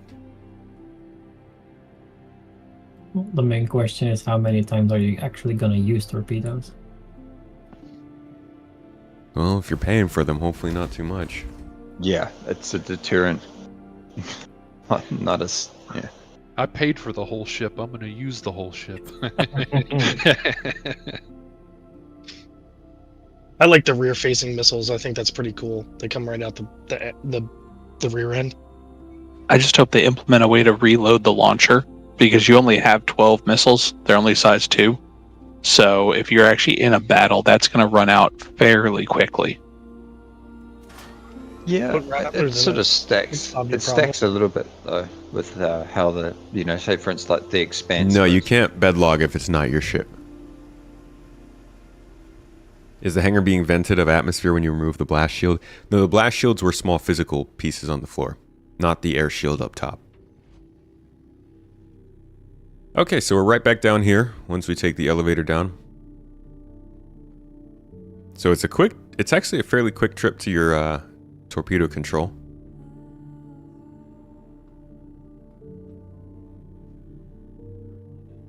No, not yet. So what does it look like in this room when the torpedo is getting fired? Can you see it moving inside there? Maverick, you wanna shoot some Maverick? Would you like to switch us across to? Oh, we are already in. Cool, we are in. So there we go. I'll shoot one at Stanton's son because that's always safe. There we go. Firing one off. Which one should I be looking at? It's on the other side. Okay. And around. Just queue up 4, man. I don't care. I'll just split. Yeah. For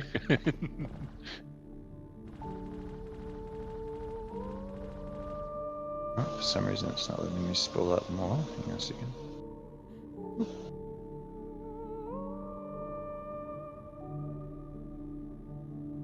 Okay. Loading up the 4th one. There we go. 4 to launch. Sending. Oh.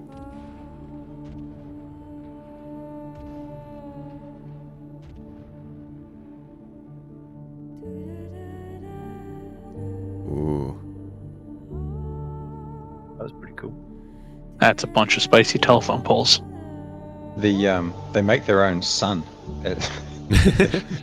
they've got that much glint coming off them. The nice thing also I noticed, there's a little detail they added with the launch. If you're on the bridge and you watch the launch, the torpedo gets ejected, then the rocket motor ignites. Yeah. So it's a really cool kind of way of launching them. I was thinking that it looked exactly like a submarine launching them. Yeah, that's what I thought it was. The typical torpedo boat thing. Tomato, would you like to hop in this torpedo launching facility? Sure. Can you see it when you launch it from there? Yep. Oh yeah. Check it. This thing's insane. The camera that's on it. I'll just back out of the seat. So there you go. You can just. I do find it a bit weird that there is not a seat for the torpedo operator. It's just a terminal standing in the middle of a hallway. Yeah. I'm just gonna have strong legs. They want your glutes at the ready. That's it. Yeah. Maximum engagement. You even give a little clap when you're about to interact with the console, like, hell yeah, let's get this party started. Can I aim the torpedo at the turret gunner right next to me? No. Yeah. He immediately looks up. So it's an interesting way they've set that up. So it's a full orbital camera for targeting, but it doesn't. Obviously, the torpedoes launch out the front of the ship. So right. Okay. So. Ava, do you want to go and be a? Yeah, I was gonna say. I sent Ava out to be. You just dumbfire? Look at the sun when you launch them, though. That's the direction. That's where we're facing. Yeah.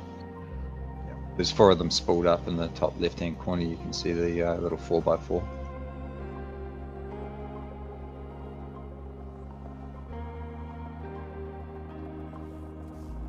Whoa. That's a big freaking rocket, dude. Like, I'm used to seeing these little things flying around. But that thing is that's a fatty. Okay, so what if I shoot like that?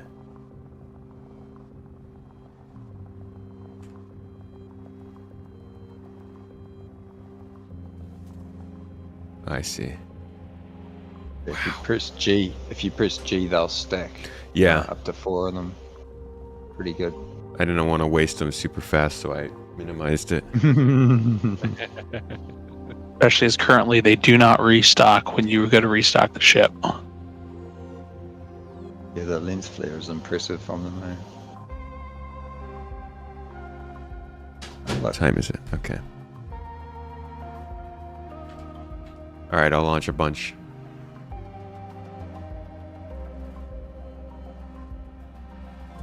Whee! Whoa. Sheesh. That's very cool. Cool ship. Cool stuff.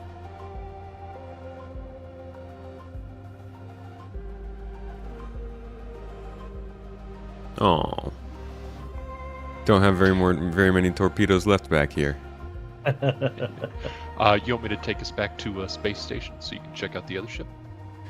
Yeah. I think I've seen all of the Polaris. We should check out the Starlancer now. Cool.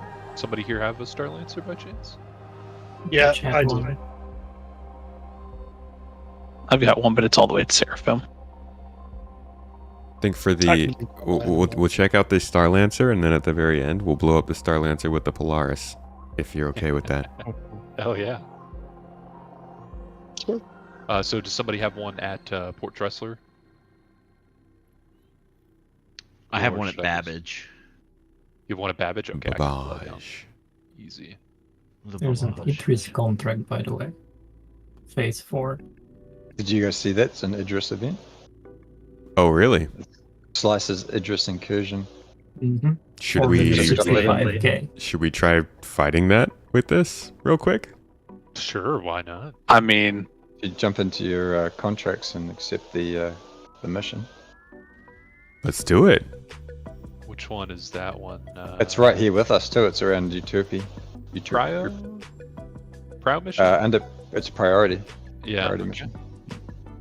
Alright. It also means we don't have to blow up your Starlancer. Yay!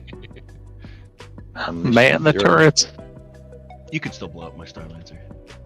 Oh yeah, well Tomato might be able to see the PDCs working as well on this thing, which is just a whole nother level of crazy.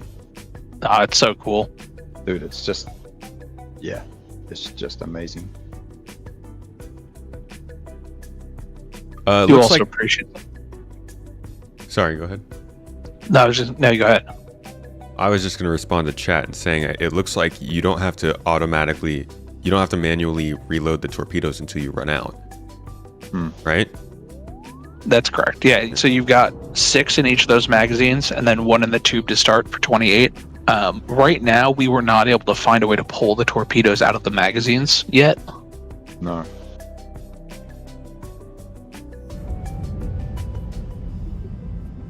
Alrighty. That's not to say we won't keep trying. Jump into Microtech and then routing to Utopia. I shared the mission for everyone, so... Cool. So, y'all ready to see the Polaris in action? Wasn't really planning on running it in a combat scenario, but now we get to see kind of how it plays against a fleet of other ships. Good timing. You're getting a Starlancer instead of a Carrack? Yeah, that Starlancer tack seems like a real... So where's the center of the ship? Am I like in the middle of the ship right here?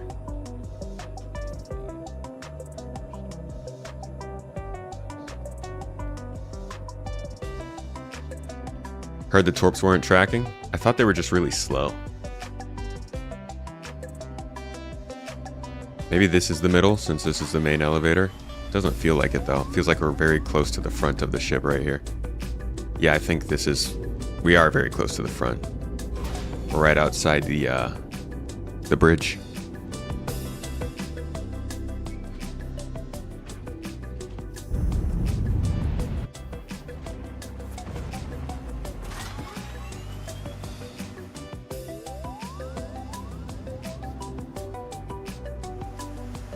I meant middle in terms of the length.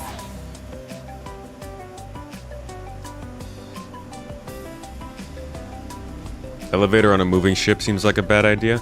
Dude, it's a new ship. What's the worst that can happen?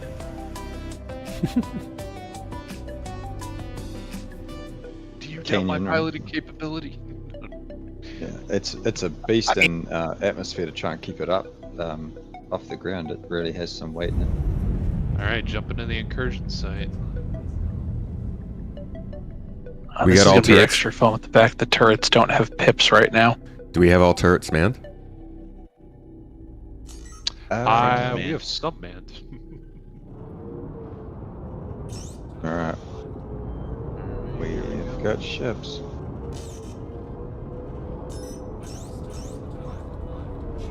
There's a hammerhead as well. Nice. If someone can call out those targets. Would I will love try to and- see what one of these torpedoes does to a hammerhead. Correct. I don't know how to pin it. Hammerhead's It's in below us location? right now. Hammerheads go nav.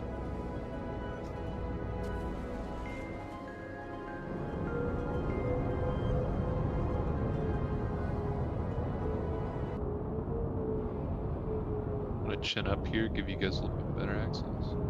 That's good. Hammerhead's hit. Whoa. Is that a whole A? I think it might have been a prospect. That's a prospector. Yeah, you got a prospector on our tail? Alright. I will target the hammerhead Alright. with a size 9. See if we can get that. Oh, Locked. excuse me, it's a size 10. You fired? Sorry, my bad. Yep, it's I have- airborne. It's tracking. I have no power to the guns in the front. They're not shooting. Oh, no, there. Never mind. I don't even see the hammerhead. Where is it? Follow that. Oh, is that it? That light in the distance there? Yeah, it's Oh, tracking yeah, I it. see it. I see it. It's coming back to it. It's coming in. Hit it. Oh, it's still turning tracking. away. It's alright. It's alright. It's still tracking. You can run. but you Curving can't in. Approaching. Hit it. Hit it. hide. It's flaring it off pretty well. Hit it. Yeah. Oh my god. Deleted. Oh Wow. God. Damn, that's just one. Yeah, that's amazing. What, You just 16 more. delete it. Give Oh more my hammerhead. gosh. What else is that, team? That's good fun. I will say we Found were the fighting a Idris. Idris is is that the- Roth. Roth, Kersandy. Ross. Oh, I That's think it. that's our target then. It's Ross 4 Kirby. please. Yep, Can you walk that close? Or I- are you good?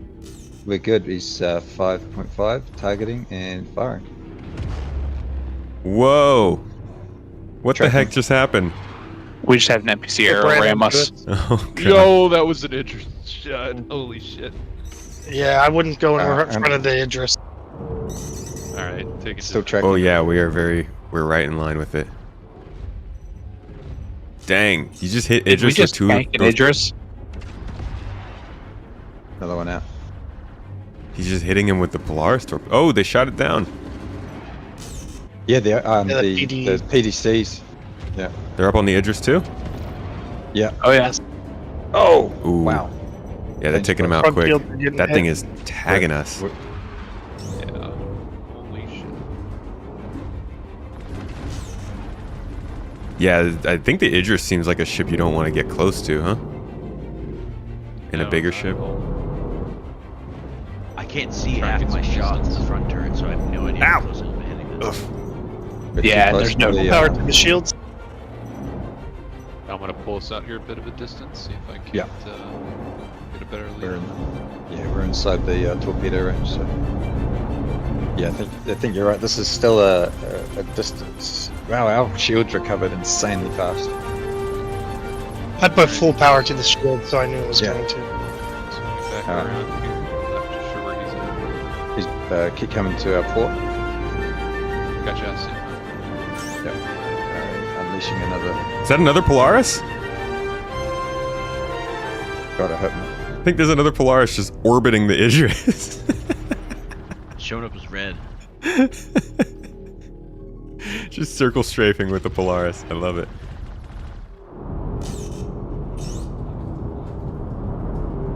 Ow.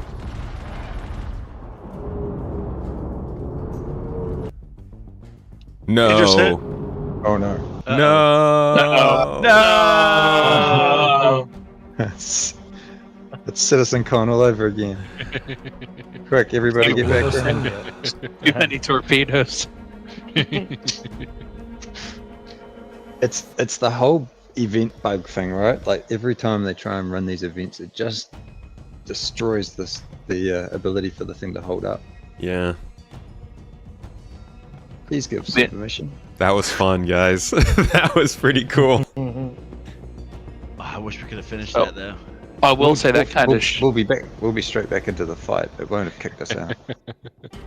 Hopefully the Just ship's pray still that there. someone put power to the shields. Yeah.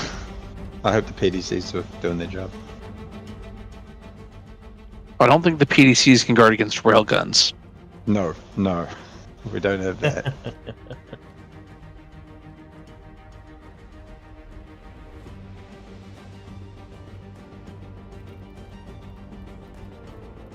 Anybody still in the server or no? I think we're all trying to rejoin. Pretty sure you'll be locked into that server regardless. You're quite right.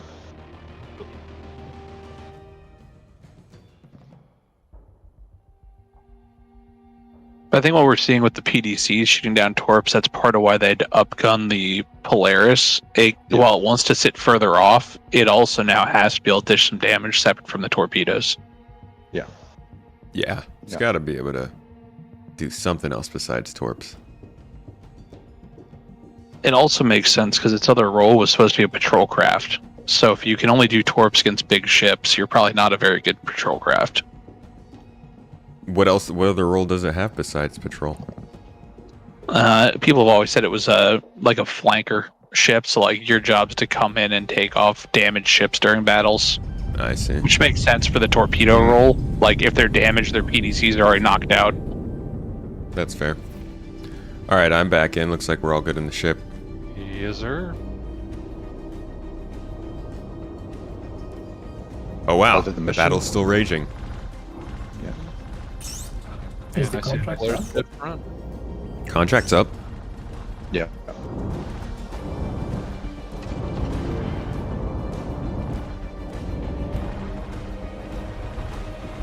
Just waiting for shaders to load all things.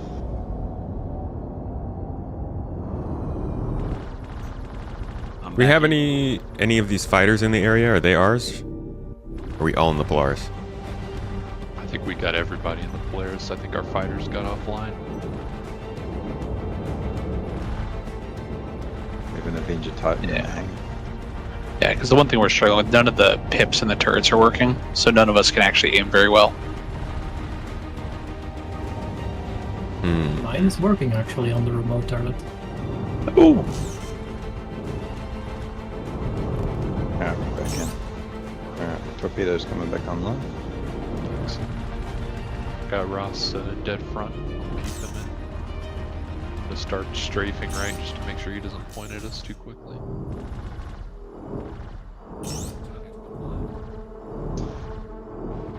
I'm not getting his name up when I type Man, it. Idris is still a beast, huh?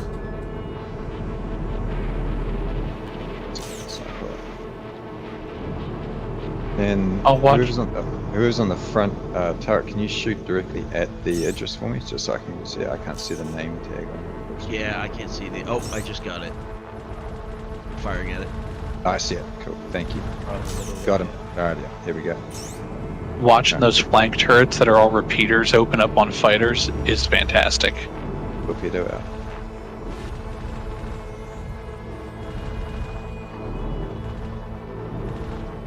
His rear is red.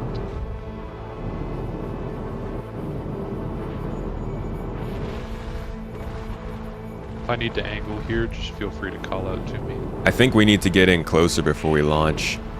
Those Yeah, turrets are it's- tracking those torpedoes really far out. Alright, I'll pull this in. But like, give it some timing. You know, let them know when you're going to be close, so we could let the torpedoes off as we're flying by. Alright. I'm gonna go and start pulling us in here. 4.5, I think, is the minimum lock range on them, though. Okay. We're at 3 and I'm still locked. Alright, I'd shoot it now if you have time to. Turrets, can we light up the Idris too at the same time? Below our arc of fire. It's just drunk.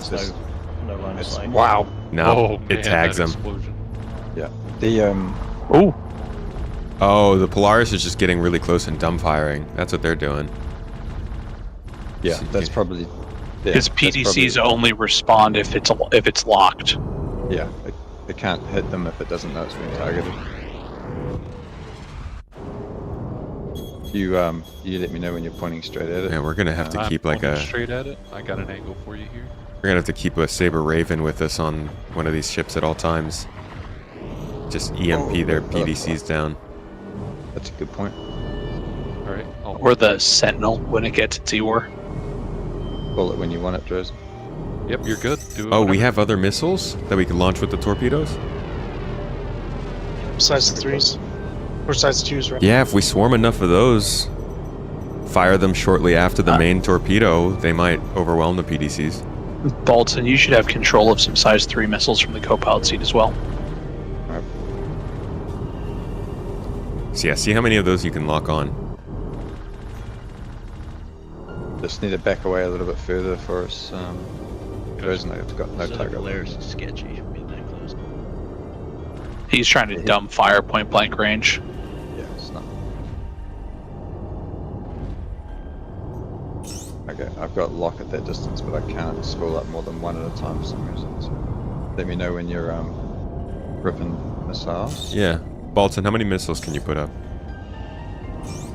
It seems like we're too close, or it's too far away. It's not letting me target the missile. We're at 4.2 right now. I'll back us up a little bit more to 5K. Just let me know when you get locked. We have missiles incoming. We're at 5.5 right now, Bolton. Nothing. No, it's not giving me any targets. That's weird. Not on my side. Drazen, you should be able to take the missiles also. It might come up in your seat. All of my size 3s are gone, unfortunately. I can't control anything else. Oh, it's shared size 3 pool between the two of you, so all those missiles are expended. That would make sense. Gotcha. Okay, so... Yeah, pilot. So, we need... I guess all we've got is torpedoes, really. How many do we have left? Alright, just checking. Let's see if I can get the UI to pop up. Yeah, I don't have a UI that shows it anymore. Once we log back in, it's sort of glitched out. So I'm going to say probably about 12. Okay. I can't spool up more than one at a time, unfortunately. Dredden, you think you can get us in close with the nose on the broadside? Sure, yeah. I'd get him pointed for torps. You want to see if you can fire like that? You want to just dumbfire straight at the front? Yeah, man. I don't really see too much other option. Alright, turrets, if you guys could be going strong on the Idris as well, once it starts aggroing us. We'll have to angle down a little bit for your top turrets to get an angle on them. Spinning out of control right now. Okay, ready to fire. It has no shields at the moment. Oh. Uh-oh. Probably one at a time. We're gonna have to stop moving because the firing mechanism is much slower than the... Alright, I'm pointed right at him here. Yeah, inch us in. Yep, if you can see it, go ahead and lob it. Alright, sending one. That's firing more than one at a time. I don't know why. Maybe dang it. It was close. Yeah. So you're gonna have to aim below the ship. Yeah. Where it is now, your top turrets have great shots. I'd get a little closer to it now. Right now. You have a little bit of time. So that's important to know. If you keep it just Pointing above at the us. ship, Fire. Alright. Firing. Oh, now we're really close. We have become torpedo. That thing is spinning out of control. unleash the size 12.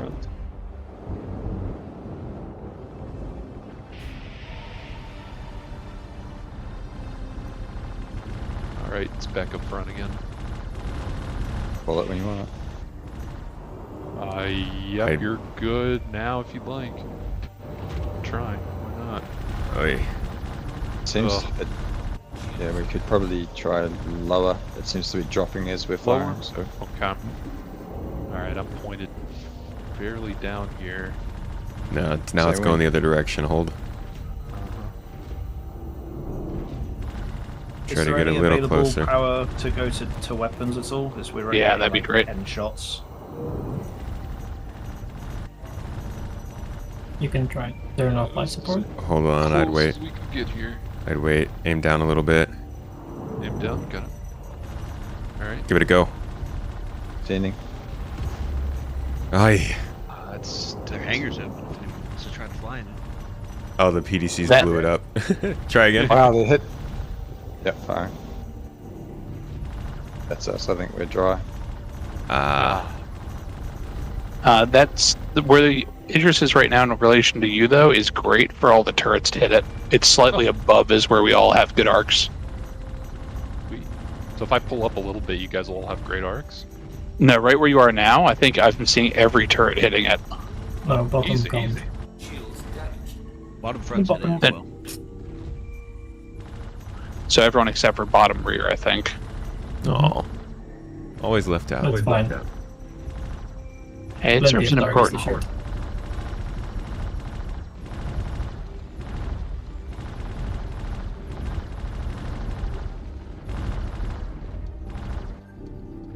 The precision targeting mode's pretty good for the Idris too. What do you? In the sense that you can see all of its main hard points to go and hit. Sort of a little bit like the Squadron 42 demo. Sort of get in there and hit engines specifically or turrets specifically. Doesn't show the systems that I can see, but I can definitely see the engines and the turrets nice and clearly, and the railgun.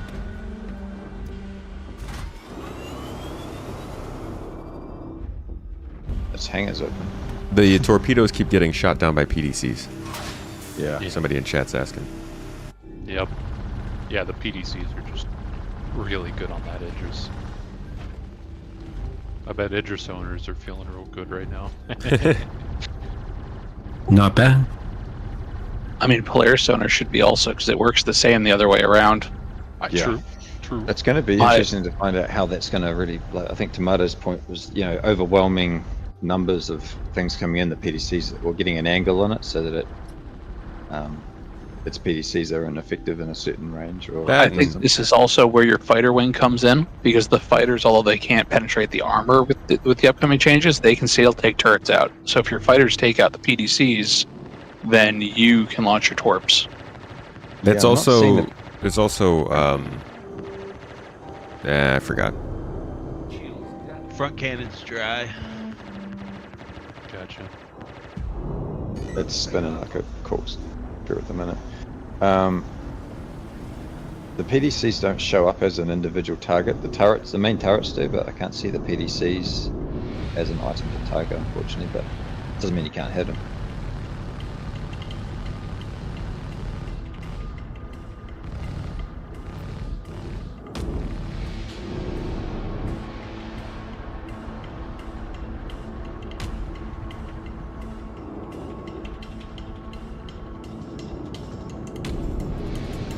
This guy's flight is a bit interesting. I don't know if I'd recommend barrel rolls constantly.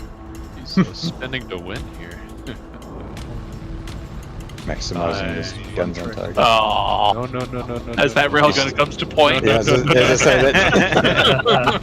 He heard us making fun of him. Yeah, does it? Give me grief about my flying skills. I know better than to be in front of the business end of that shit. Ooh, Oh, that's a big explosion. Oh. And there we go again. Just right. Any big explosion just destroys this thing. Okay, I'm ready to check out the Star Lancer. He's called it, yeah.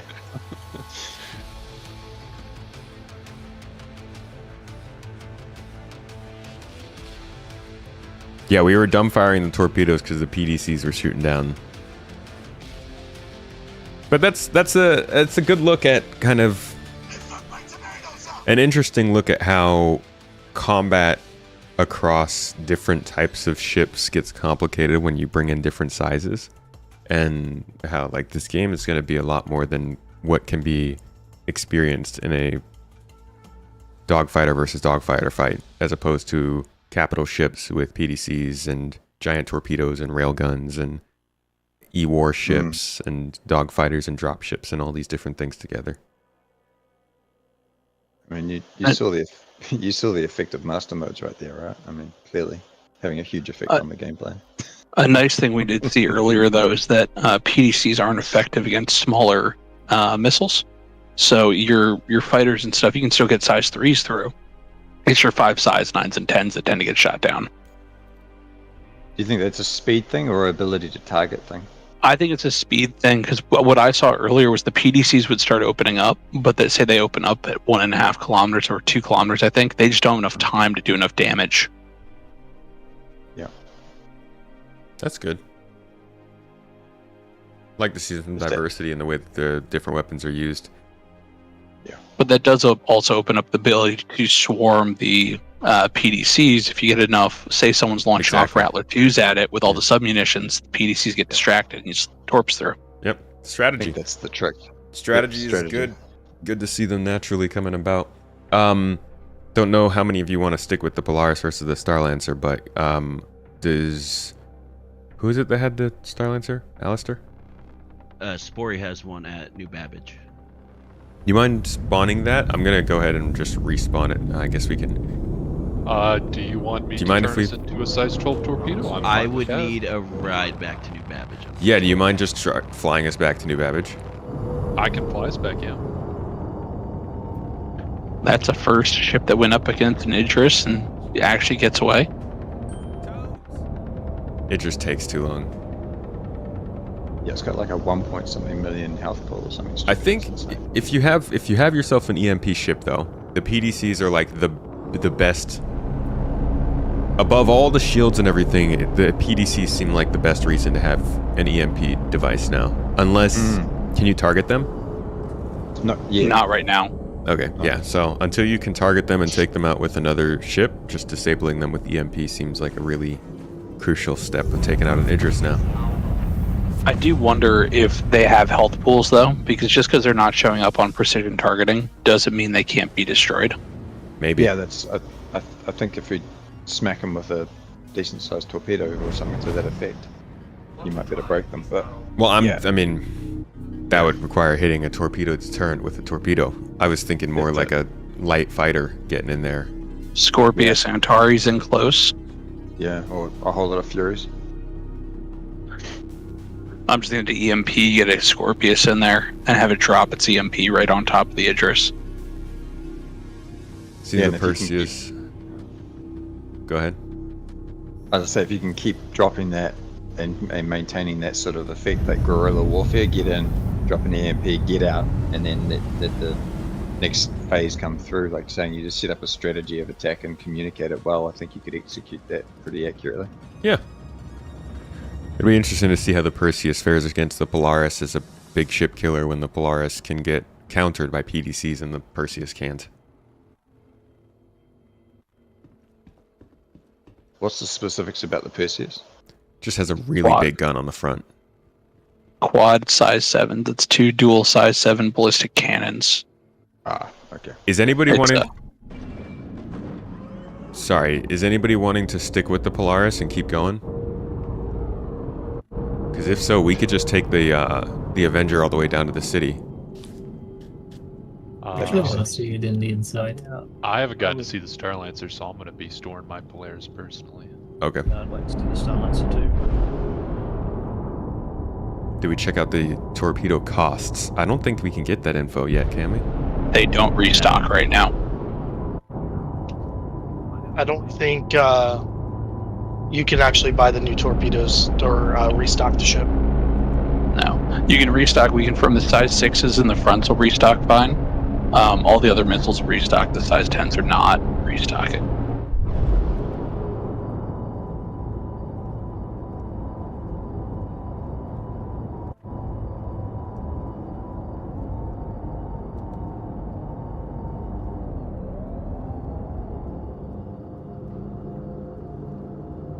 It'd be interesting to see, Alistair, if it was just something you were having a problem with, or if Drazen can try and do it. Yeah, because it's 100% my Polaris might have just gotten weird last night. Yeah, we Was that landing? No, trying to restock the size 10s. Oh, yeah. Yeah, we tried to repair one, and it said it repaired, took 170,000, and left everything broken. So it quite possibly could just be a little glitched, which would be weird for Star Citizen. I've never seen glitches before. Destroy. You already fell for the hype today? My man. What'd you buy? How do I find the Polaris? Hey, Inforunners, how you doing, dude? I'm impressed with it. I'm impressed with it Became a human torpedo for the different considerations that are being taken. The same thing, yeah. Which, I mean, is something that they've been trending more towards over the years with making ships. But there's a lot of things that might be missed when making a capital ship, and I'm sure there are things that are missed with this capital ship that we don't know about because we don't make capital spaceships. But it feels like there's a lot of little things that have been considered in this design that just feel really solid, you know? High quality. I also like that it feels military. Like, it feels properly military in the most boring, drab way, but in the way that I would expect it to feel. It feels almost Halo military. But we finished up our look at the Polaris here. Good times. Interesting ship. I'm a fan of it. I'm excited to see how we use it as an org, as a home base, as a permanent one-stop shop to get out to different activities and things going on in a planetary system. And I'm excited to see how jobs develop further, given now we are starting to get actual chairs and stations within ships that call for jobs from specific players. All pretty exciting stuff.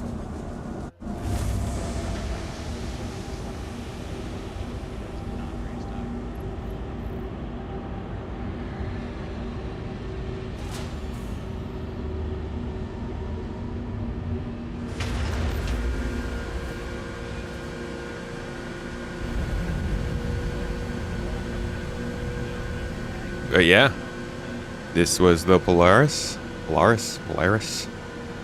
the newest capital ship to the game, the first real combat capital, and a pretty big potential addition to the game as well.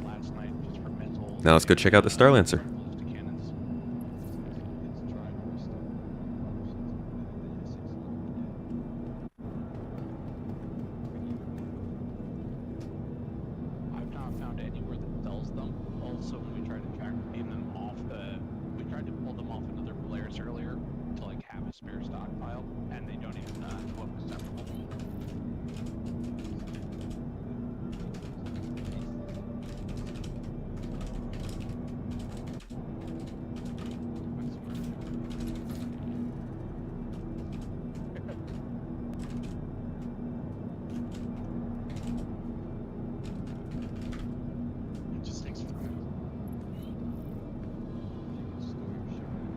Alright, so who's more excited for the Starlancer than the Polaris?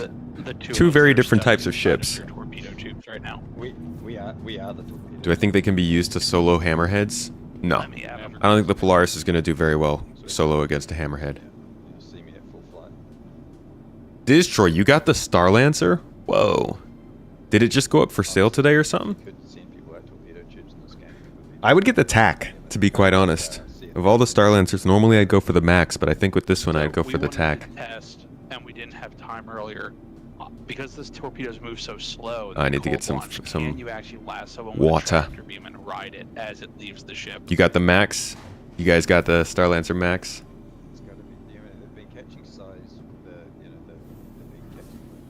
You don't care about the Starlancer, the Polaris? Seems like more people are excited for the Starlancer than the Polaris. I just want to transversal off of it and like see can I ride it to a ship. Max replaced your Corsair. It's making a little bit of a step up.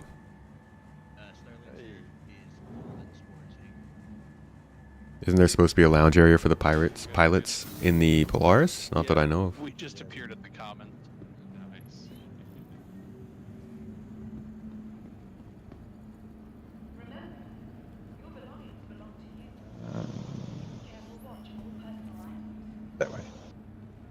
All right, whose hangar am I going to? Spories. Spories. Got it. Excellent. My elevator list is empty. And whoever is welcome to fly it, I'll just get the hangar open. You bought all 3? That was fun, but I think I'm gonna hop on out while you guys are looking at the Starlancer. Yes, sir. Thanks for coming along, man. Of course, dude. See you around. Thanks for hanging out. Have a good weekend. Wow, this is nice. I'm glad I got a CCU to it. I don't know if I'll apply it, but...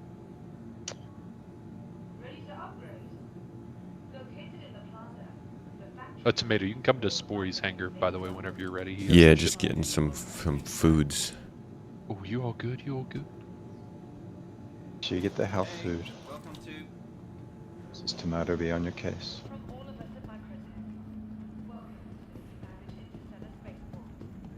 I saw your player in there not taking the apples. Not taking the apples? Better Who be needs an healthy. apple, dude, when you've got soda? And burritos. I think those burritos have extra olives in them. Watch out. His in-game character starts vomiting. With his helmet on for a change. Yeah, and so he vomits in his helmet the one time he didn't need it on. Y'all sick. That would not be.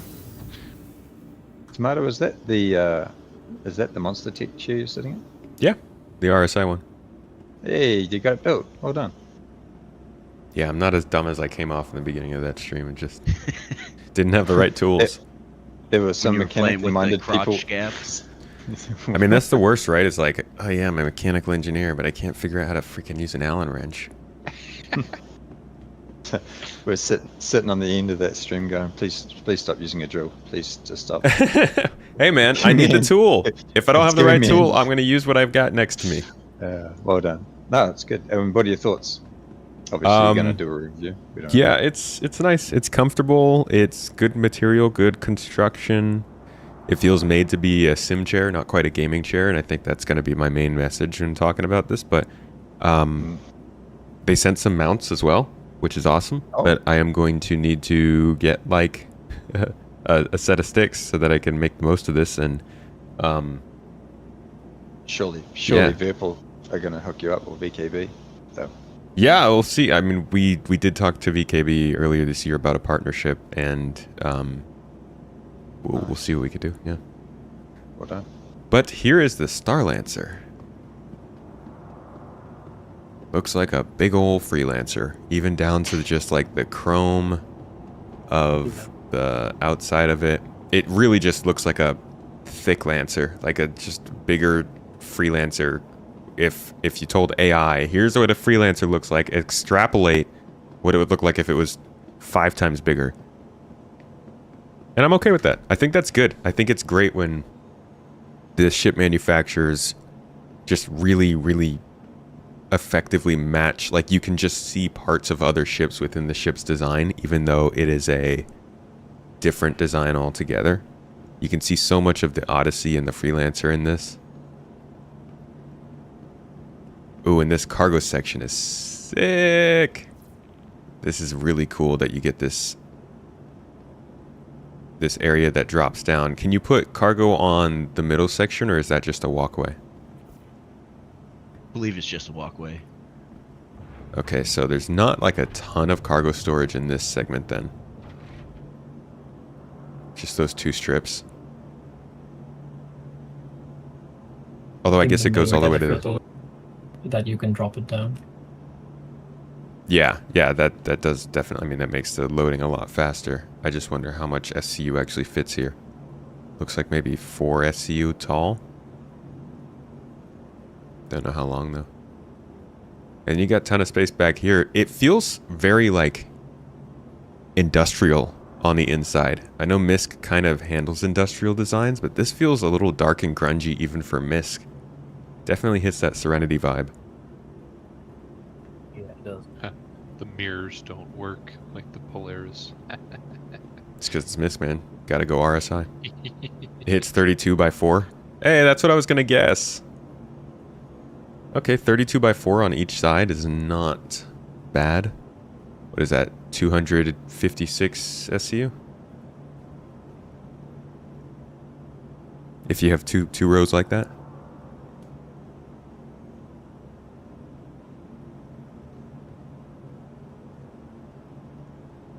Oh wow, it's even made like the Freelancer, where you go from the cargo into this like hallway section. Except over here you got an elevator and a docking port. And a whole bunch of... Okay, suit lockers and stuff in here. Somebody's locked away. That's probably for the best.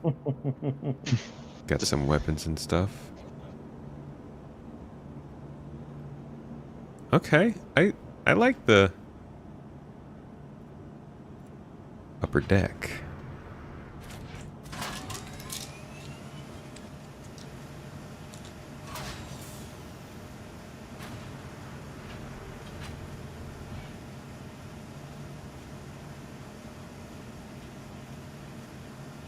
Wow, I just got rejected.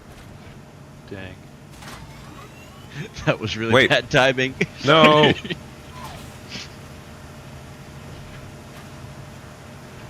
Huh. Yeah, that drop-down cargo grid is going to do a lot for quick cargo movements. Dang it, I just want to go up to the top deck.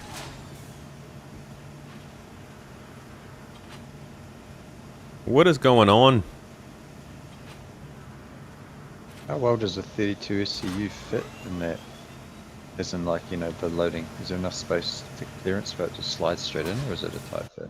I think it's like 32 SCU of length. I don't think it's a full 32 SCU box. So the biggest issue is towards the back of the ship. There's a little part that kind of overhangs and covers like that portion, so you kind of have to come at it from an angle, and so that I think would be the big issue with longer boxes. So here we've got evacuation pods, once again, just like every other ship. We've got, let me see, let's get a full screen. Here we go. We've got the bridge up front here, which is probably going to look, yeah, quite a bit like the Starfarer. I'm surprised it doesn't have a captain's chair. That is definitely something you'd normally see in a MISC ship. Still, of course, got the mail slot to look through in the front. Not as much space, but definitely still better than the Freelancer. I'm quite surprised there's no captain's chair in this one. I would have definitely expected to see something. Radar and relays up here for engineering gameplay. You've got your avionics over here where your AI computer blades will go. A window. Got turret access. More turret access. We move back from the elevator. The escape pods don't work just yet. And a habitation point. Once again, it has a little bit more of a dark and grungy feel to it than I normally would associate with MISC.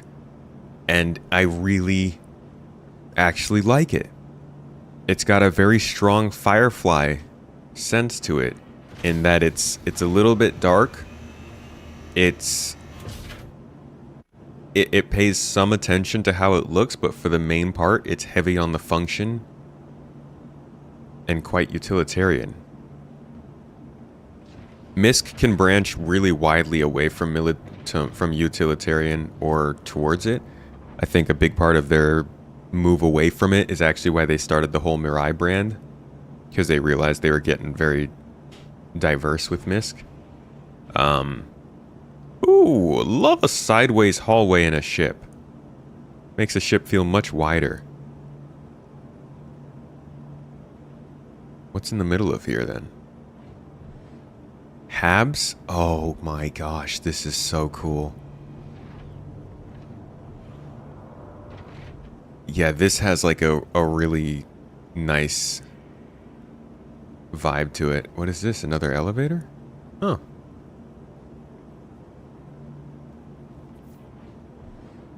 This feels very much like a small group ship that you could spend a lot of time on. Larger bed, so this must be the captain's. So that was what, 2, 4, 5? Is this a 5-person ship? This is just Hab 4. Oh no, all of the beds were that wide. Yeah, okay. But you could fit 2 people in each one, so you've got a total of 6 possible beds here. Yeah, it might be the gray paint. But this, overall, this just, man, this really feels like... I would be totally open with playing an entire space-based RPG where this was my home ship. And you just, like, move around here and talk to your party members in between missions. I'm gonna drink something, guys, don't worry. Good lord. That's just what this feels like, is a very homey kind of ship. Yeah, it feels like a spaceship. Which makes me extra excited for the TAC, because the TAC feels so capable in the way it's built. What is this? Component areas? Relays. More components.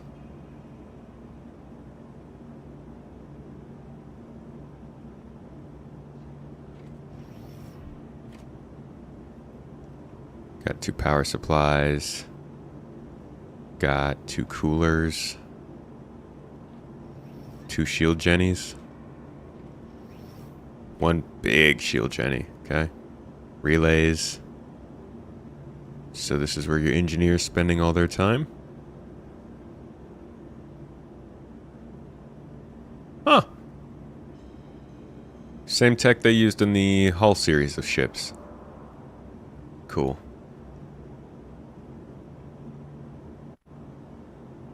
Yeah, it feels good in this ship. The ship interiors of these larger ships are some of the best things in any video game ever, in my opinion. I love just being able to walk around a spaceship and experience what that spaceship is compared to the other spaceship that I usually use. How is this spaceship different from my daily driver? How is this person's C1 different from my C1? How is this Caterpillar different from our Orion? Like, all the differences between different ships and the reasons you use them, that's why I signed on to this game. And I'm glad to see those types of things are still being emphasized. And they're just becoming more and more clear and interesting every time we bring new ships into the game. MSR attack. I'm still looking for MSR. Tell you what. Here is my sort of perfect ship, I think. I've been slowly getting closer and closer to this.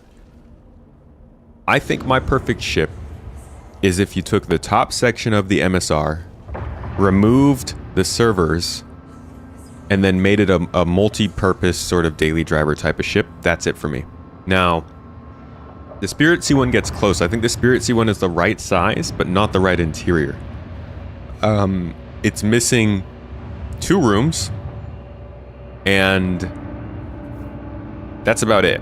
I need my bed to be separate from the cockpit. Like, I need a specific habitation room. The new Crusader Intrepid, I think, also gets really close, but it only has 1 room. Oh no, Spory, feel free to fly us around. I'm just gonna get some shots while you're flying. Ultimately, though, I think I'm gonna need like a Crusader Intrepid with 1 extra room.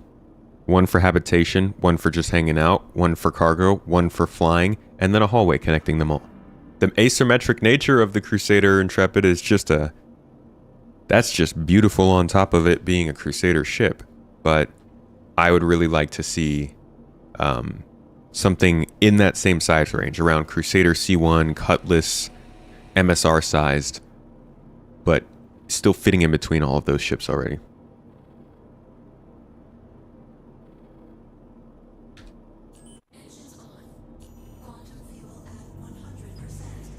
Engines on.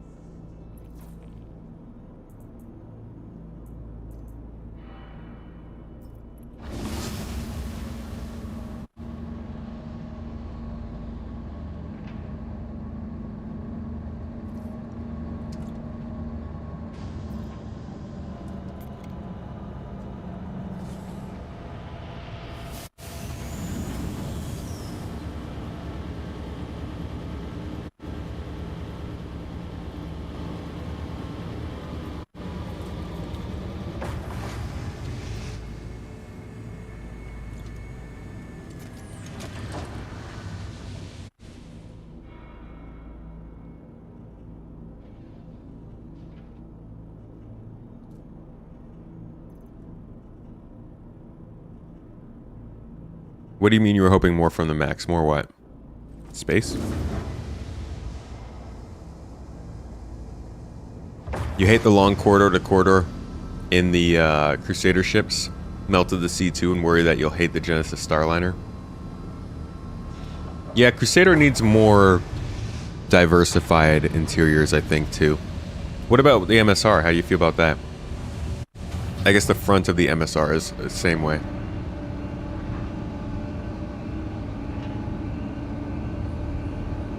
Did I just describe the Zeus? Yeah, I think the Zeus gets pretty close. It's a little bit... meh. I think the Zeus gets close. I would just, you know... not a big RSI guy.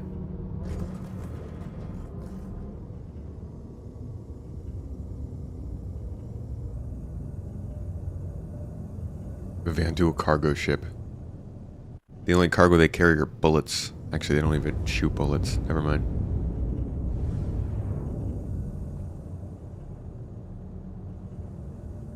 $22nd for Crusader at IAE. Yeah, I'll be on Inforunners that day. More cargo, you're not paying your crew to play pool. Yeah, but a happy crew makes happy work. If you get NPCs and they need to be getting entertainment during their off hours, they're gonna do better when they can play pool. But also, if you want more space and less luxury, I would definitely not go with a MISC. Or I'd go with a hull series. If you like want to maximize your cargo space.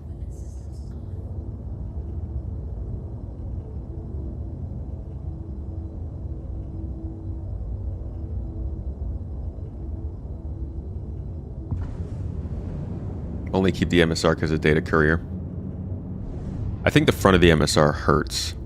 But I meant mostly like with the hallway stuff. You were convinced the Zeus MR would be your daily driver, and then you spent time in the CL and ES and decided you don't like it. I'm okay with it. I dig it. But yeah, I think I'd like the Crusader styling better.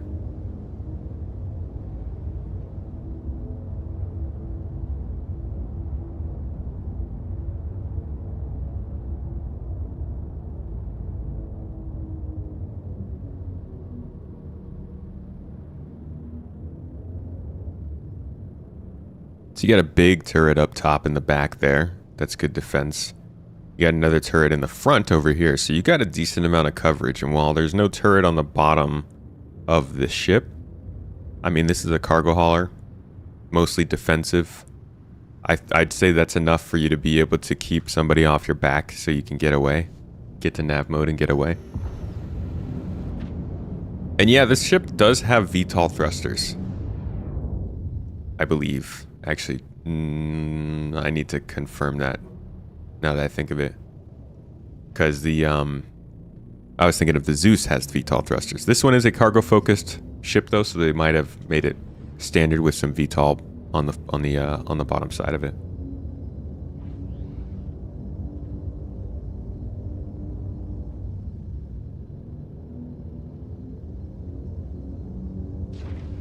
Wait, how can you be disappointed with the cargo on this ship if they named us the cargo when the ship was first announced at CitizenCon? Sorry, what? Does a pilot have 4 guns like in the Freelancer? Let's ask. Hey, pilot. Hello, pilot? Yes. Do you have 4 guns? I do. Roger that. That's the 2 on the sides then, I guess, on the arms.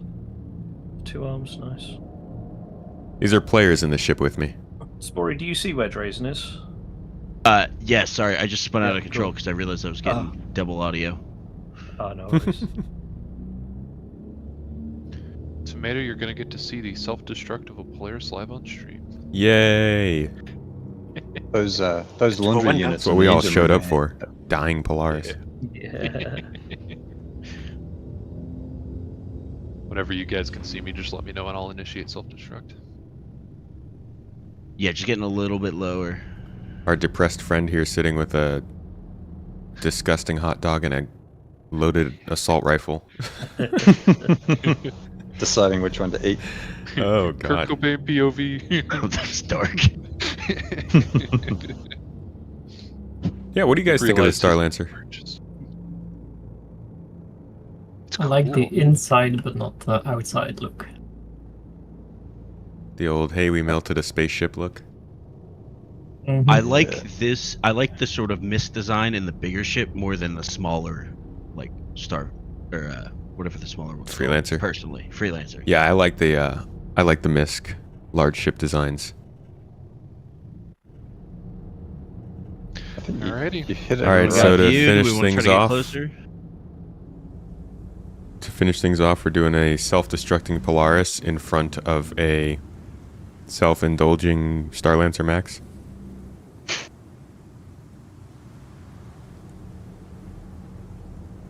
How do I initiate self-destruct? It's just backspace, right? Yeah. Backspace. How long do I gotta hold this thing for? Armistice zone might be a problem. You may have to take us up out of the armistice. Oh. Can SD an armistice? Yeah, I think that's just to stop people doing it inside the stations and, you know, that whole thing. Okay. If you keep following the ice lake, there are like 2 mountains 30 kilometers away from here. Oh, So okay. that's outside of Armistice. Easy. Oh, I'm just mentioning Crusader because I was talking about my favorite ship. Nothing against the Star Lancer. That has to do with the Crusader ships. And just follow the ice lake, and when you come across like 2 separate mountains, little ones, then you're out. So that lake tiling's not that flash, is it?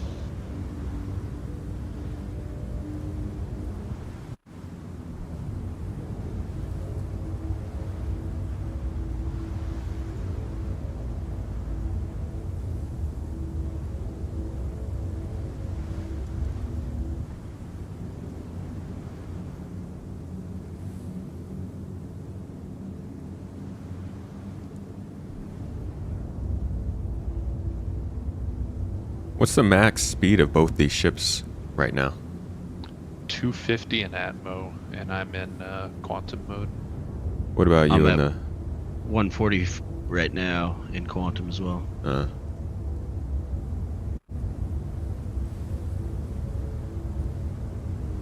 Yeah, I could kind of see the Covenant vibes from a ship like this.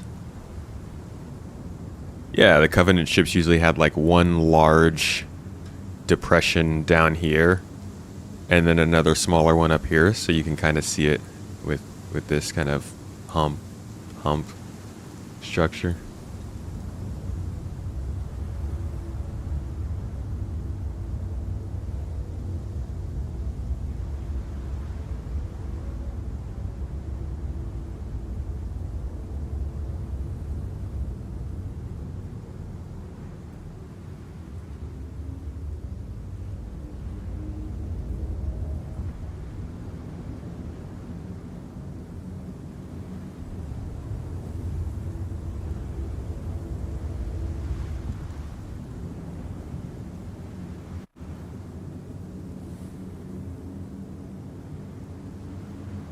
Looks like you can get it up to like 150 in Atmo with thrust.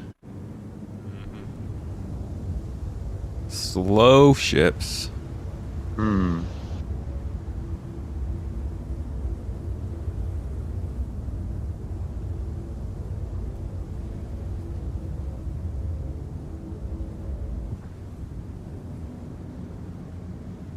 Are you just trying to get out of Armistice? Yeah. I want Yeah, to. those 2 little peaks on your right, that's where Armistice ends. Easy. It's my salvaging spot. Connoisseur. You just tow ships in there? Yeah, I put like a hover bike in it, and then I park like a Carrack or a Hammerhead, and then go get my salvager.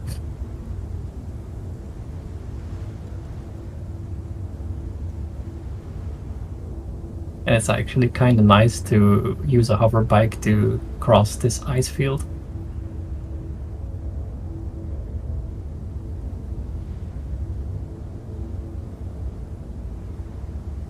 Alright, out of Armistice. I guess it's just a little bit before the mountains. All right, do it. Do Doing it. it. You won't do it. Do it.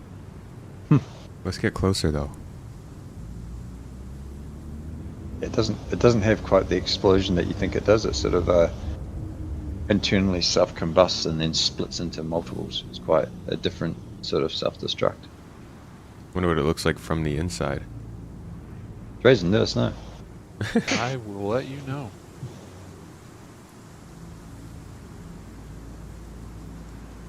There's no warning lights that are flashing. I mean, there's little red lights, but they're not like obnoxiously like, hey, your ship's about to blow up. I'd like to know that.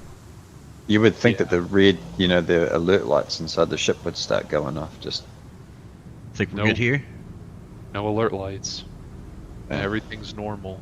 Just another day in the Polaris. Oh, we didn't want to I do it can in the hear it. space because that's too far away.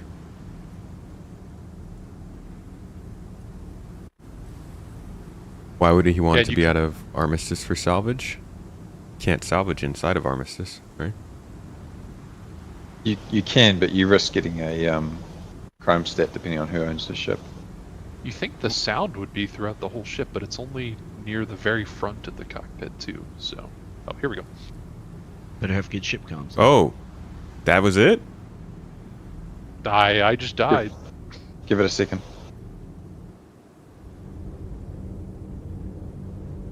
Oh wow, it's even worse when it's inside Atmo. In space, it does a little. It's just bits falling off it. There it goes. Yeah. Oh, here we go. Okay. It just kind of split apart now. Okay. Wow. It's Could have gotten a lot closer for that. I was scared about us blowing up. How exciting. Yeah. They really went all out on that, It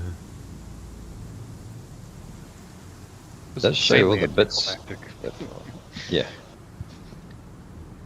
Well, there's the Starlancer and the Polaris. First impressions and first explosions. Very, What's the Starlancer's self-destruct one? Oh, he asked.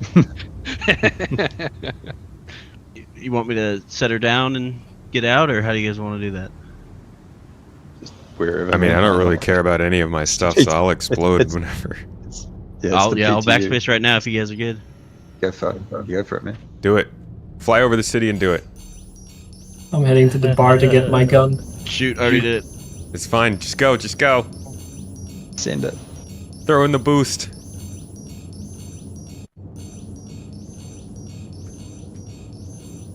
I think it is a bit disconcerting that none of us are aware that the ship is about to explode.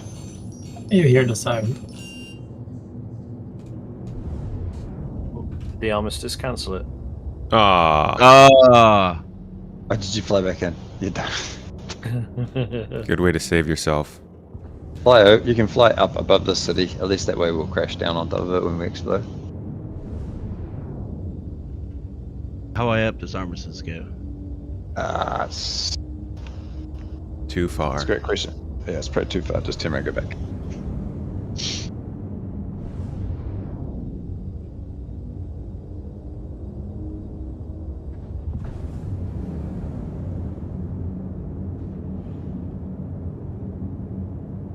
Interesting, they're talking about a new form of not parachute but parachute system. That's better than a jump pack. Yeah. Wonder what that is. Hmm. Somebody said the little gel that you fall into in Final Fantasy: The Spirit Within. Classic. Classic All right, nerd getting reference. ready to blow up again. Yeah, that's classic nerd reference. Yay! Getting ready to blow up. Let's What's disable better it. than the self-destruction cycle? You actually see gunfire inside the ship? On the MFDs? On the MFDs? Yeah. Nice. So if What there's an a obnoxious gunfire, alarm. It is obnoxious, yeah. I guess so if it there's a should gunfire be. inside the ship, you can follow it. If you're gonna blow up, we might as well make sure you know.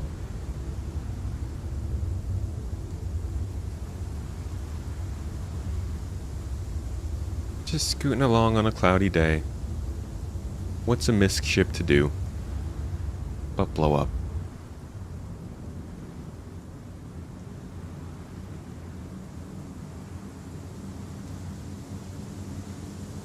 At some point. Sorry, I accidentally restarted it. Oh, God. Third time's the Fat charm. figured a button that turned it off.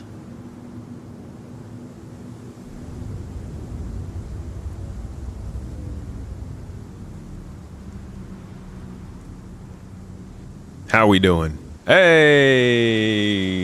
Oh my God. That was pathetic. They have to work on Was that better or worse than the Polaris? I don't know. Oh my God. I feel like it's on a really low par. Like us. Who cares about damage states, and we're going to do Maelstrom anyways. Don't worry about that. All right, folks. That is it for today. Thank you all for coming live, if you did, to check out the Polaris and the Starlancer. And thank you for watching this if you are watching it on the gameplay channel, checking out the last bits of the Starlancer. The first was the Polaris, this one was the Starlancer. Hope you enjoyed what you got to see. Hope you got to learn some stuff here, got some entertainment out of it, just got to chill with the garden. It's good times. And if you guys enjoy this and you're watching the video afterward, come and join us on stream. We do these gameplay videos every week. We talk on some of our streams, we play the game on others, and we join the org like we did today on many others. Hope you all had a great time. Hope you continue to have a great time. Have yourselves a good weekend. Have yourselves a good weekend, a great day, and an even better week. If you are looking for more content, I've got a couple of videos coming out over the next few days on all of the channels, all 3 of them, so make sure to subscribe to all of them, turn on that notification bell if you want the stuff, and I will see you all on Monday for our next stream. We'll be chatting, talking, chilling, answering questions, we'll be going over Inside Star Citizen, all the things. Either way, love you all. You're great people. Love spending some time with you. Eat something you love, guys. Do something you love. Go somewhere you love. Treat yourselves well. You're great people. Great, wonderful, fantastic folks. I'll see you on Monday. Bye-bye.